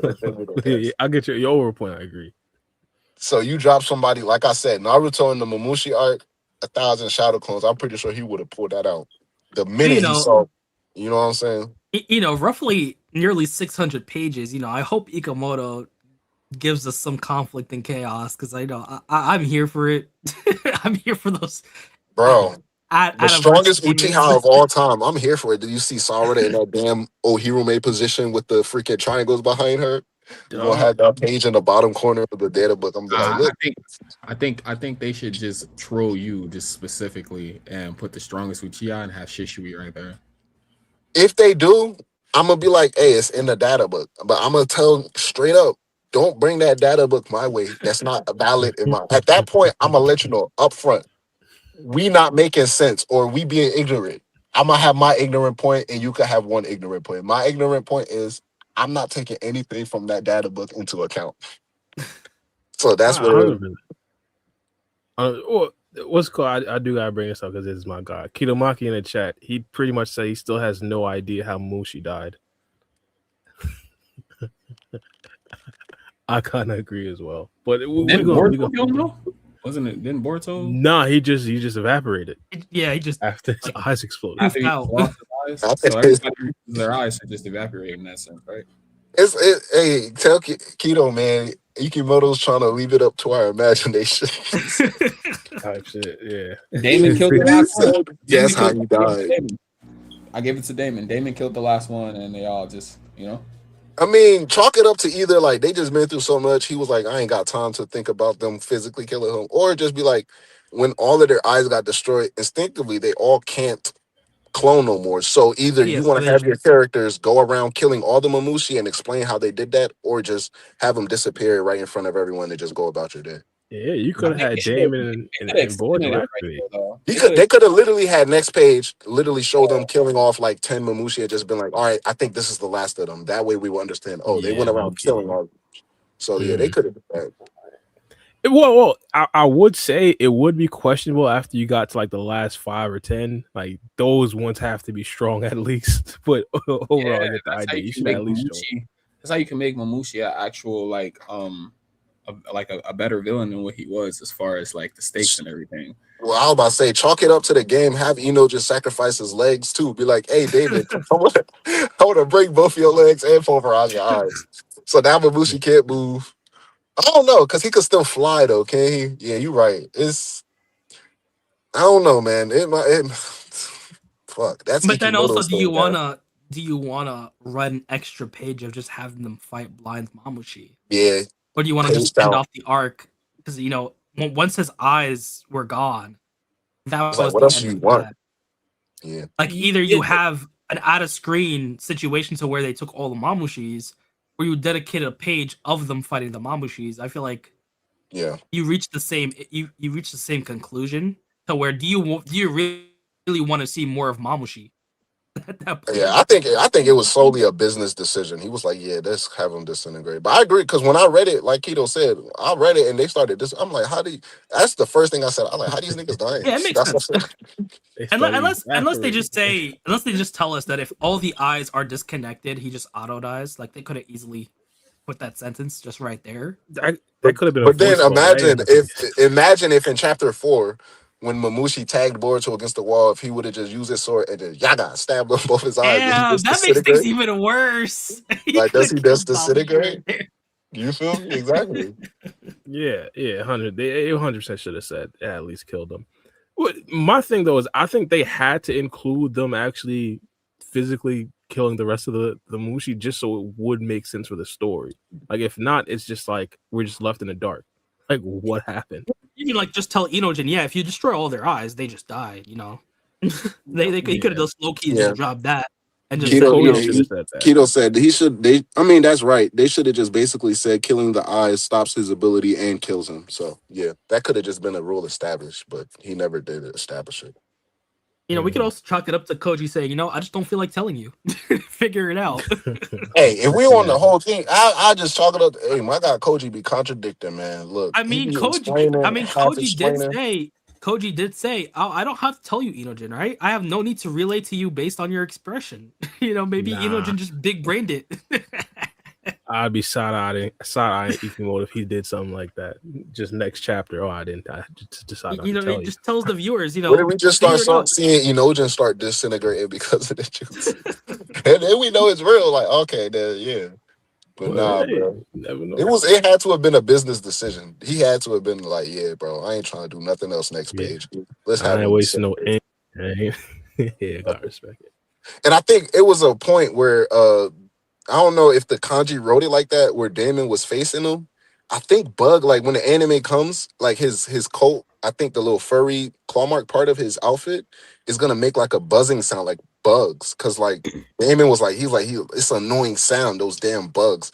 And you can see how a lot of the dead Mamushi, it looks like parts of their coats are coming and flying off and just making a bzz, bzz sound. But now that you've mentioned Daemon, where do you think Daemon goes from here? Do you think he takes a step back, or do you think he gets his hypothetical epic battle with Jura, but then just fails? Like, where do you think? How do you think we solve the Daemon situation? Because we've gotten inklings that he has limits at the very least, stamina wise. But do we think that's actually great? I want to ask all of y'all, and for the comment section, the crowd, everybody, because people been calling out Daemon. Do y'all think Daemon started to? It's two things. Do y'all think last chapter Daemon was showing signs of getting tired, or do y'all think he was too tired to continue fighting? Signs of getting tired. And well, I say mine. What do you think, Rising in free game? Well, he did say I'm starting to get short of breath. So I mean, I don't think he was fully tired yet. I think he was just getting to the point of exhaustion. So he could probably like took out a couple more 100 clones before he completely gassed out. At the very least, we know baseline that he's not a Cyborg 17 or Cyborg 18 where not no infinite stamina type of thing, but like I think he had multiple. Let's quantify in the case of Mamushi's, even though that'll be a little bit questionable because he could take multiple out by just exploding their heads by their intent. I think he hypothetically, if this was a 1v1, so take Mamushi off the table. If he was fighting a like character 1v1, call it Naruto and Sasuke at the Valley of the End, I think he could fight for like 5-6 more hours. I don't think he was like deathly tired or anything like that. Yeah, like because I was about to say there was no point. There was no point in the war. Like Naruto was fighting for like, I think how long was the war? Like 2 days straight, and he was just fighting. Don't get me wrong, but like was periodic. He was not in Yeah, a he gets to point. take breaks. Yeah, it was not in a point where he like the way they depict this chapter, especially, is like Mamushi just kept on popping up and they were just fighting. That's all they were doing. Ain't no, oh, what do you think about his jutsu? No, they're just fighting and destroying, fighting and destroying, fighting and destroying, fighting and Yeah. destroying, fighting I and think it was destroying. like it doesn't even matter how strong the opponent is. It's kind of like when you lift light weights and you just Yeah. do a whole bunch of It's reps. like, It's how long can you, gonna like, get tired. imagine how long can you lift up a 20-pound weight? Everybody can do, I ain't gonna say everybody, we don't know what somebody might be going through, but everybody can do 20 pounds, hypothetically. Imagine somebody told you just stay there for the whole day, like, just lift those 20 pounds and don't stop. Like, Yeah, essentially, that's it's just what like I'm a saying. Yeah, you're gonna never-ending tire thing. yourself out eventually. Yeah, it's the lighter, like you can do a whole bunch of reps of 10 pounds, even 10 pounds. You do like 300 reps of that, but that's just gonna start getting heavy. Yeah. To where it's It's like, gonna all right, start I'm getting 100 tired. pounds. So that's why I was asking. I'm like, do we think that he was getting? Because I know a lot of people, not a lot of people, but there's definitely, the fraud allegations being came, but they were like, all right, this proves it. This, what I'm saying, yeah, he can't beat Mamushi. I mean, with this situation, yeah, he could get overwhelmed, sworn, but like, that's why I It, asked the question: do y'all think he was too tired to fight, or he's it just already getting showed tired? that when he beat Nah. Mamushi, Mamushi was a piece of cake for him. It was the amount of Mamushis that was a problem. You ever try to fight 1,000 people? But knowing how I am, especially when I defend my favorite characters, I don't separate the abilities from my arguments. So I'm like, that's his ability though, low key. That's So I like can't even. that's like if Mike Tyson got jumped by 8 people and got beat the fuck But up. it Everybody becomes a said, situation. how did Mike Tyson lose? There are 8 But, people. but, but it Eight becomes a fucking people. situation to where just like Daemon has a unique ability, Mamushi has a unique ability. Yeah, Mamushi by himself is fodder to Daemon, but the thing that makes Mamushi a threat is his basically infinite splitting. literally So like a even bug. though Daemon is stronger than him, at some point he's gonna need to eat. He's gonna need to rest if that battle had kept going, regardless of his auto defense or how strong he is. He's Yeah. gonna collapse. It might not have happened immediately. It could have been 10 hours from now or 24 hours from now. But without Inojin's interference, I feel like Daemon would have went down eventually.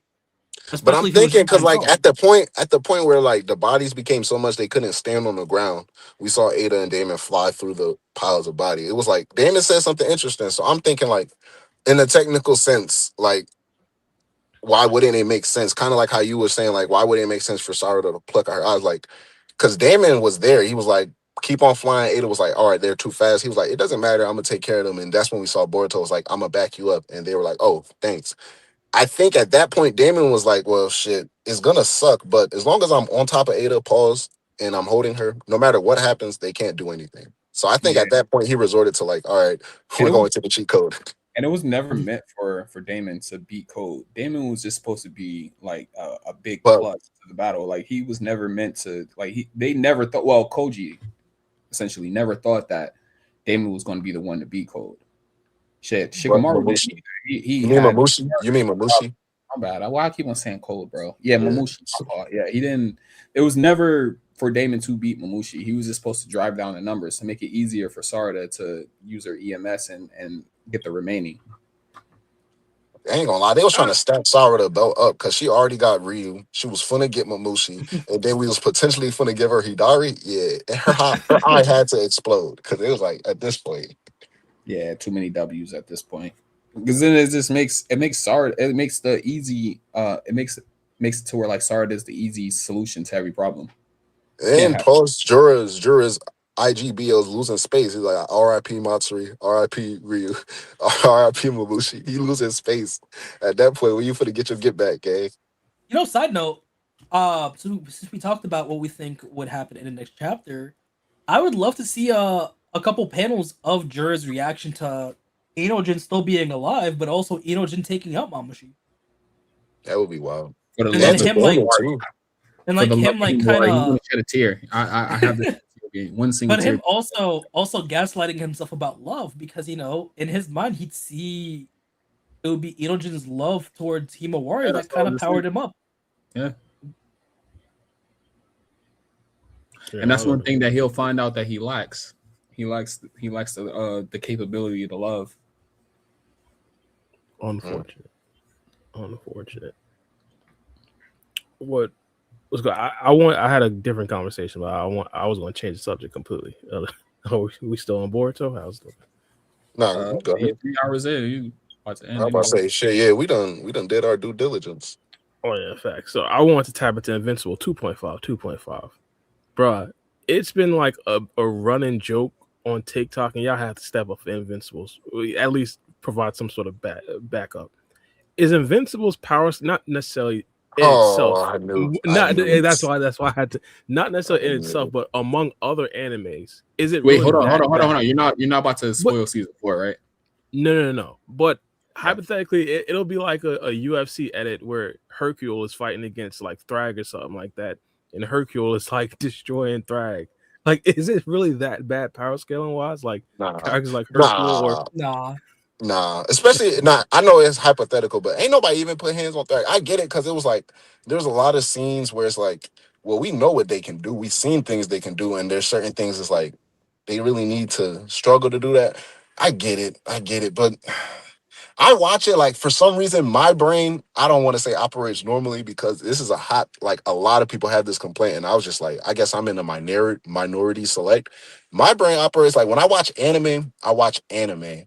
But when I watch shows like Young Justice or what's the name, like Invincible or like some popular cartoons, Western cartoons, Avatar the Last Air, I watch them understanding that's what they are. So when I look at Invincible and I see Omni-Man fly through 14 buildings and destroy a planet on his own, but then need helps of 2 other Viltrumites to lift up a spaceship, I don't question it because like when he flew through that planet, that was like mad episodes ago, and that's what he needed to do then. Right now, if he needs the 2 people to lift this spaceship, he needs the 2 people to lift the freaking spaceship. The story is still rocking out. So it's just the influx of anime fans bringing their anime perspective to, not to say it's like a thing we should keep separate. You can watch what you watch, but like the way you receive it as an audience, it's always been something where like we can pull back many popular cartoons and essentially everything is anime. People equate anime to only Japan, but no, if it's like animated, yeah, it's anime. But like like Western anime, like we can equate to like storytelling being periodic. Now, Invincible is different because obviously it's a continuous story, but it has periodic stories within it. And it's always whatever that villain for that episode does, it's going to be a hindrance to the hero. Regardless of last episode, he fought a stronger villain and defeated it. I mean, hell, we could even take it to anime. I mean, look at Dragon Ball GT. There was a scene where Goku needed Super Saiyan 4 to lift up a building. And like, that's the story. Like, I'm not going to complain about it. Yeah. I mean, this looks cool.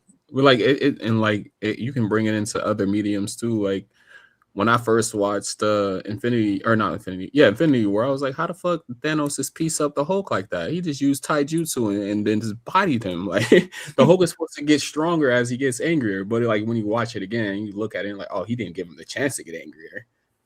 Yeah. So it's like, yeah, anime, it's been established, power-ups and power systems, and you follow a thing wherever the story established at the start or continues to reveal. Like, that's the way the story follows. With the comic, but with Western style anime, it's like we establish the main protagonist or the main group, their essential overall goal or the overall villain, and basically their story throughout each episode leading up to that point. So it's no like, oh, power scaling this. Like my guy Superman be getting pieced up by Batman in a lot of animated cartoons. People don't be complaining, but we know people be like, oh, can Goku beat Superman? Nigga, can Goku beat Batman? If we seen what he did to Superman, can Goku beat Batman? So it's like that's just what they do, man. Are they fighting at night? In Invincible? No, I was talking about Batman. Goku versus Batman and Superman. They fighting at night because Superman needs the sun to, essentially get stronger. So he's probably fighting a weakened Superman. There you go. Man, if he's still on a planet with the yellow sun and he's been there all day, he got enough energy stored up. Yeah, like a 10% Superman is still gonna flick a human. Just like that. I never that RDC that one RDC skit when they was like the Marvel DC like combo something.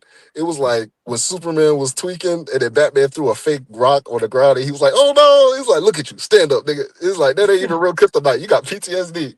Oh like, shit! It's too easy to beat Superman when it shouldn't be. Oh shit! I was trying to get where you was getting at with the rock. I'm like, what the fuck? Random rock. Superman started bugging out. He was like, "Look, they're not even kryptonite. Stand up." He's like, "I just wanted to prove a point." That's funny as hell. So, Hey yo, Randy All right. Willis shot us a $2 donation and asked when this Boruto awaken to Jogan. That's $1 million question. If I give $2 a question, solid honestly. prediction $2 on it, question. What are you talking about? That's $2, not $1 million. yeah, that's why. But that's why I said it was $1 million. I personally think we'll get Jogan stuff once we get closer to the Momoshiki situation. I think once you reach the climax of Boruto trying to deal with Momoshiki, then we'll get Jogan stuff.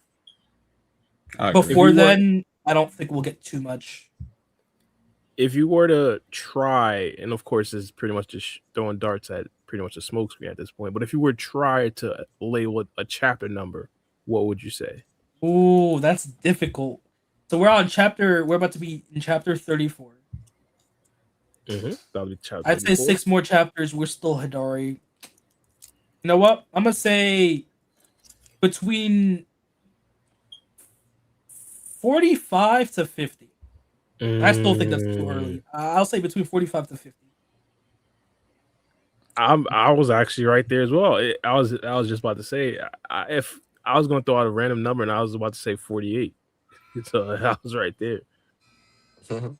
I'd say it gives us just enough leeway to where we might still be at the end of Jura's arc, but where Momoshiki might come in and where we might get some Jogan drops. I think that's how many chapters are we in of Boruto's as a whole? Not just 2 Blue Vortexes, Boruto Part 1, and then right now.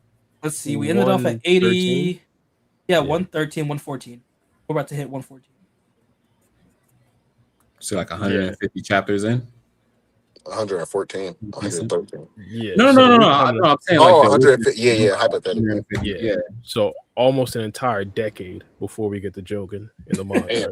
Nigga said almost. When you say I mean, next month is a decade. I'm pretty sure. So yeah, we've went a decade without knowing anything about the Jogan. So this is crazy. Low key, when you say it like that, we're on 34. Actually, I don't think we might even get it by. What if we?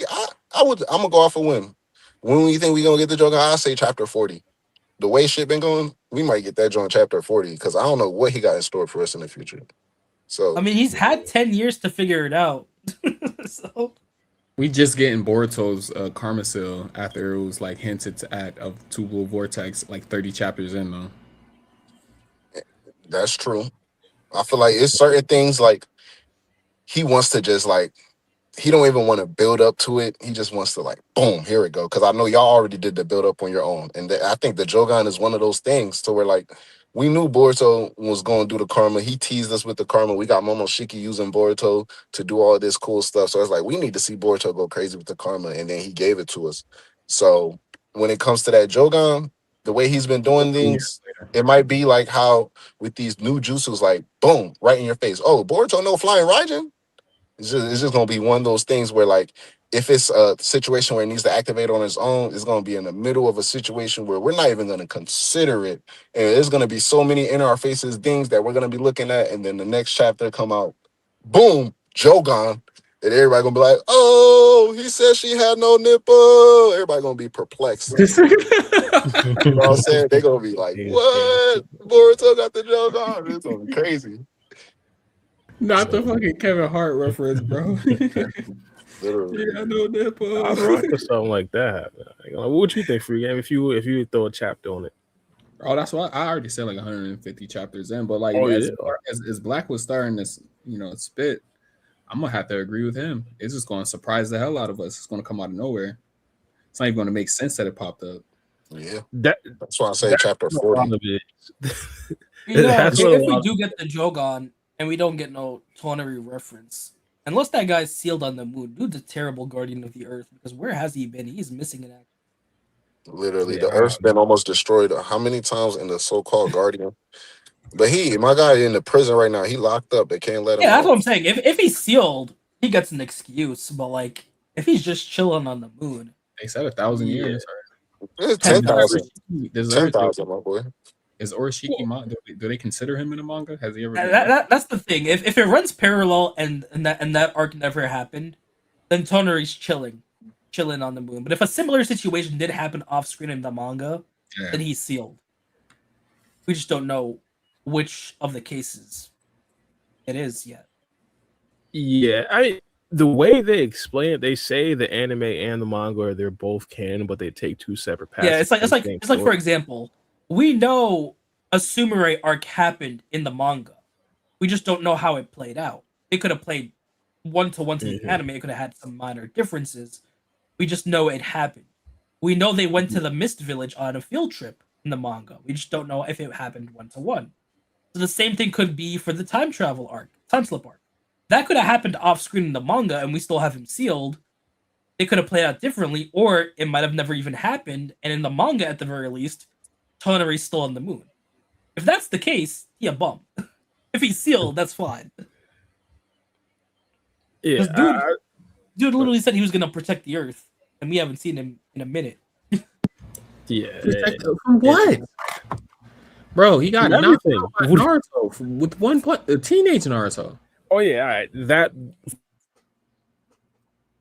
I mean, say what you will, but Kami from Dragon Ball still pulled up when it was needed, even though he wasn't the strongest person. This man Toneri won't even send a letter or a postcard. Yeah, it's kind of crazy that we got it's not crazy that we got Kashin Koji training Boruto before him.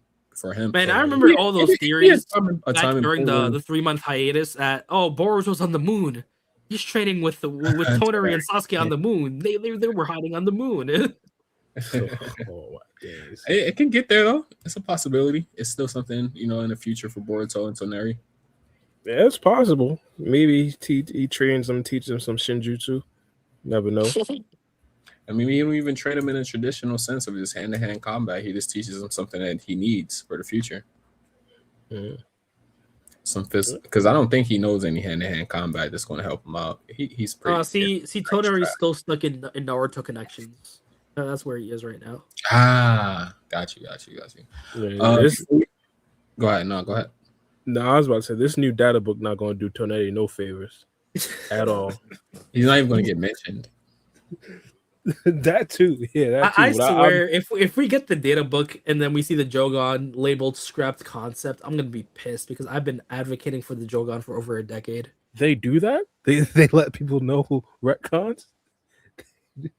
I didn't know that. That would be wild, bro. Yeah, that would be crazy. I wouldn't even know. I mean, at that point, I'm gonna just be like, hey, it's not like I was watching the story for the Jogan, but it sucks, though. It does suck, Ikimoto. But hey, we still rocking out with Two Blue Vortex. Like, it's still been living up to my expectations. From like when we were going through part 1, like when, let's say, we going through the Jigen fight, right? And in my head, I'm thinking like, boom, we just got the Jigen chapter. Jigen just fought Naruto and Sasuke. He won. And now I'm like, I'm going back. Because I'm pretty sure I did this lots of times, going back to episode 1 or chapter 1. I'm like, bro, how do they get to this point? How do they get to this point? And just going through Two Blue Vortex from chapter 1, it's like a lot of things don't necessarily live up to a hype, especially one that they build up for years. Because now you got everybody waiting for it. And Two Blue Vortex, it made people forget about the build-up. It's like we just focus on like, what's the next chapter for the drop? You feel me? What they for to say? Like, it's good. So, man, I don't know, bro. He lives up to the expectations. Yeah, he'll keep my attention for this fucking long. Cause I don't even follow too many animes no more. Kind of like drop them really. Yeah, true. If I were to pick up one, it would be Invincible, though. I would say that. I don't even count Invincible as anime. Well, I don't know. You caught up? I kind of like borrow to. You don't watch Invincible, do you? Nah, yeah, I pretty much watch it via TikTok and That's crazy. That's crazy. That's why he was talking about people being up. I'm like, being up Thrag. I ain't never heard nothing like that unless we talk about my goat Paul. Big Paul. If bro said Thrag ain't even lose. Yeah, I heard that too. Yeah, I heard he never even lost in Invincible. He lost on some BS. Or he didn't quote unquote lose. Yeah. Nah, he was like Thrag, the green dude, right? The one that got super strong out of nowhere. Nah, he's the leader of the group. Like you gotta watch season 4. You don't know. Yeah, he's introduced. He's the leader of the Ultramite. Yeah. The dude pulled off his mustache and he was just like, "Oh shit, you're a vulture." Grand Regent Thrag. Hey, bro, dude just pulled off his beard and it was like, "Oh, you're a Vulturemite. What the fuck?" Oh, that's No, status. that's Status. that's Oh, I know Davis. that's not Thrag. I was just saying, like, that just popped in my head right now. I haven't watched Invincible in probably. That's a whole thing that they do. I had peeped because they was talking about that in season 4 about how he did that, and I was like, did he do that? And I was like, oh, he Bro, did. he They were like, pulled off his beard. that's a ritual for Viltrumites to just do to prove their strength and shit. Nah, my point was like the reason why that was so weird to me is because this thing all he had to do was pull off his beard for you to know he's a Vulturemite. Like that's what signifies a Vulturemite. Man, Just with the straight face that he had, boy, mustache, no beard. The straight face that he had, and he pulled off that beard, bro. Full, ain't no follicles left over. Yeah, man, that's all I needed. Just try to pull. Just get a pinch between your index and your thumb. Try to pull that much off your beard, bro. Bro, Randy Willis does not want the podcast to end, bro. You keep on shooting ducats. Hey, we appreciate the chili, my boy, but I gotta go to sleep. I gotta work tomorrow. He said he shot us $10 though. Hey, I appreciate the chili. Like I said though, hey, I'm not going to complain about it. He said Hidari versus Randy. Yeah, shout out to Randy. He says Sarada versus Hidari.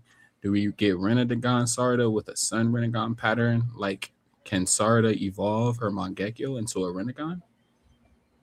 I think they'll focus on EMS, if anything, because we know that the Mangekyo into the Renegon is not a natural evolution.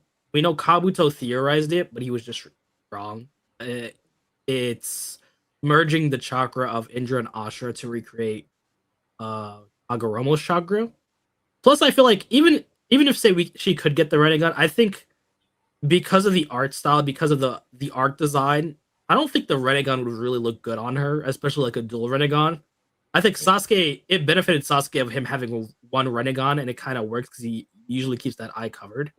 But I think it fits Sarada's motif as to develop as a purely an Uchiha. So I think they will mostly focus on her EMS as it being her final form. Of course, I could be wrong, and she could get a dual Renegon from some like Hidari stuff. But in my perspective, I feel like we will just have the EMS.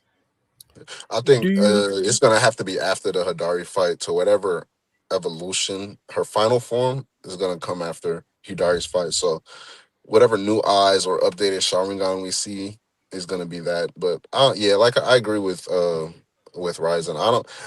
It could happen, but I don't really see her like visually with the Rinnegan. And also it's like I think Ikimoto still wants to cook with her potential EMS design, so he might let her rock out with that. Don't get me started with some potential theories. I'm thinking about snatching the Rinnegan out the Thorn Soul Bowl. But do we think hypothetically? Do we think there will be a city? I know you talked about how this specific battle to the Hidari and Sarada will probably be focused on the EMS. Do you think there's a possibility that she does not necessarily a similar thing to Sasuke, but where she only upgrades one EMS hypothetically when she gets it to a Rinnegan and keeps one EMS? I mean, anything's possible at this point. It's just her getting a Renegon. There needs to be a reason for it. Sasuke had a reason for it, and it was useful for the situation at hand. Well, what pushes Sarada to the point of needing to upgrade to a Renegon, and what ability does she get off that Renegon to make it useful? In Sasuke's case, it was a Meno Tachikara. And then just being able to hop dimensions. In Sarada's case, if she has another ability, what does she face to where even an EMS can't solve the issue? And what utility does her hypothetical Rinnegan offer? Yeah. I see what you mean. My immediate thought goes to time, space, and jutsu. We're in a time as not right now in this particular arc, but in Boruto TBV, time, space, and jutsu is like critical. I think Naruto almost died because of that. Yeah. I mean, now that she got Boruto, boy can open up some portals for her. Yeah, Boruto can be just fly riding her. Kawachi can open up portals at this point. I don't know. Hypothetically, someone takes her in like a thief in the night, and we don't know her coordinates. What if she can No. literally? What if her black holes also work as something that can absorb her and send her out to somewhere that she's been, regardless? So, like, let's say Boruto flying Raijins them to a battlefield off dimension, and she's been there. Her ability registered that location, and now she's back in Konoha. She needs to go there. She can literally summon one of her gravity holes and get sucked into it, like how people do. But instead of it exploding, it just sends her to where she's been before. And that could be her hypothetical second ability. Like, jury's still out on that. Like, Oh could we fuck! see a I was second gonna ability or not? Like, I That hope would she has a be- second ability. So that might be the case. Yeah. Yeah, 100%. What? What?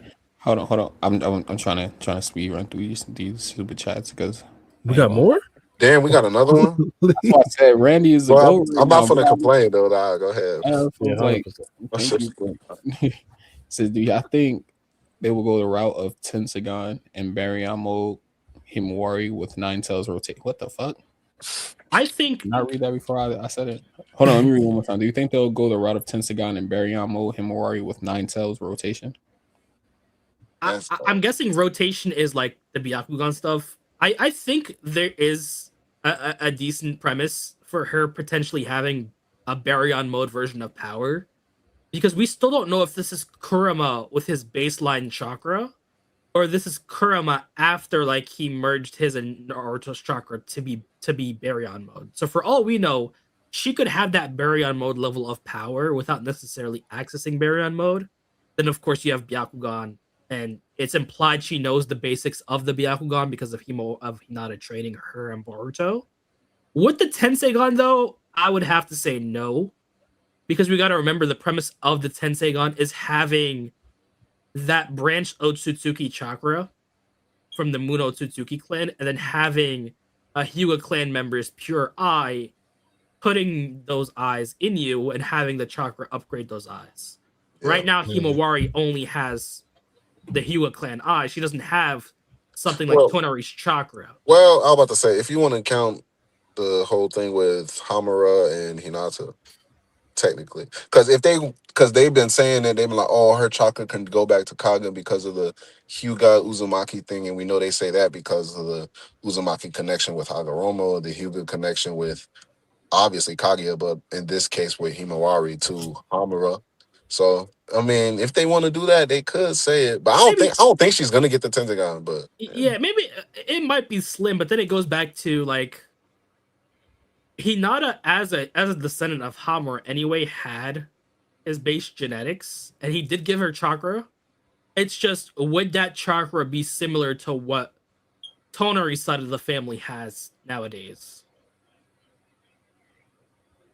I would just have to say I would still lean on the side of no. That's just my personal opinion. I feel like it was just so specific to where Himawari might not have that chakra. Well, yeah, I don't think. Well, if it's from like the chakra that, if we're talking about just the chakra, I don't think she has it. But like the chakra that Hinata got from Hamura, it's the same. Not necessarily the same, but it's the equivalent, because Toneri's thing was to get the Tensagon like Hamura got. But for someone like him, because he's obviously not Hamura, he needs to get the eyes of a pure-blooded Hyuga to combine with his already Otsutsuki chakra that's descended from Hamura. So it equates. But the transference of DNA, like, I don't think it's there, though. Yeah, I agree. As far as like for it to support the manifestation of a Tensagon, I could be wrong, but as far as like right now, I think Ikimoto's still hyped on the whole Nine Tails Himawari stuff, because he hasn't even shown us her Byakugan in TVV. So we saw Boruto's Byakugan before Himawari. I never thought I'd see that. Crazy. What the fuck Which does is a the crazy Tensagon give statement you in the big besides a 2026. damn chakra cloak? What does it give you besides a chakra cloak? I was just about to. Chakra orbs, shit, more everything that basic eyes give you, like shit, more speed and strength. Chakra cloak, chakra orbs. It's supposed gravity manipulation, And gravity manipulation, creation, shit. All that extra you shit. can create true seeking orbs too. Come to find out that Toneri could do all that without it. Yeah, but yeah, it's crazy. But I honestly feel like it's similar to what Ryzen said. The only way she gets it if there's like a specific reason as to why she would get it, I wouldn't necessarily mind a situation where she herself doesn't unlock it. We come across a foe, and they have a Tensei gun, and then we do a Naruto Shippuden throwback and steal some of their eyes. I wouldn't mind that personally, but I feel like with the Tensegon situation, you're throwing power upon power to Himawari for no reason. When right now she doesn't even have control of the power she has. She's still iffy with Kurama's chakra. She hasn't even used the Byakugan. So first she has to reach her full potential with Nine Tails, with the Byakugan, before we can even talk about reaching another level of power. Because for all we know, her peak performance might be enough. Yeah, that's one of the things I was going to mention with the barrier mode as well. There's a good chance, let's say her current form now, maybe not. But if you recall, when Naruto went 3 Tails mode against Orochimaru, not even 4 Tails, if Himawari pulls something like that out, that version might be up there with Baryon mode. Like, just off of her first form, how strong that is. So, like, yeah.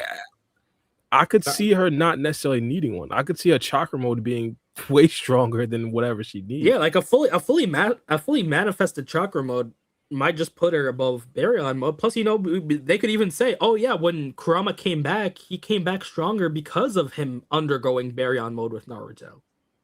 So I could definitely see Baryon mode without it being Baryon mode being a thing. Like it's just Himawari's base chakra abilities with Kurama.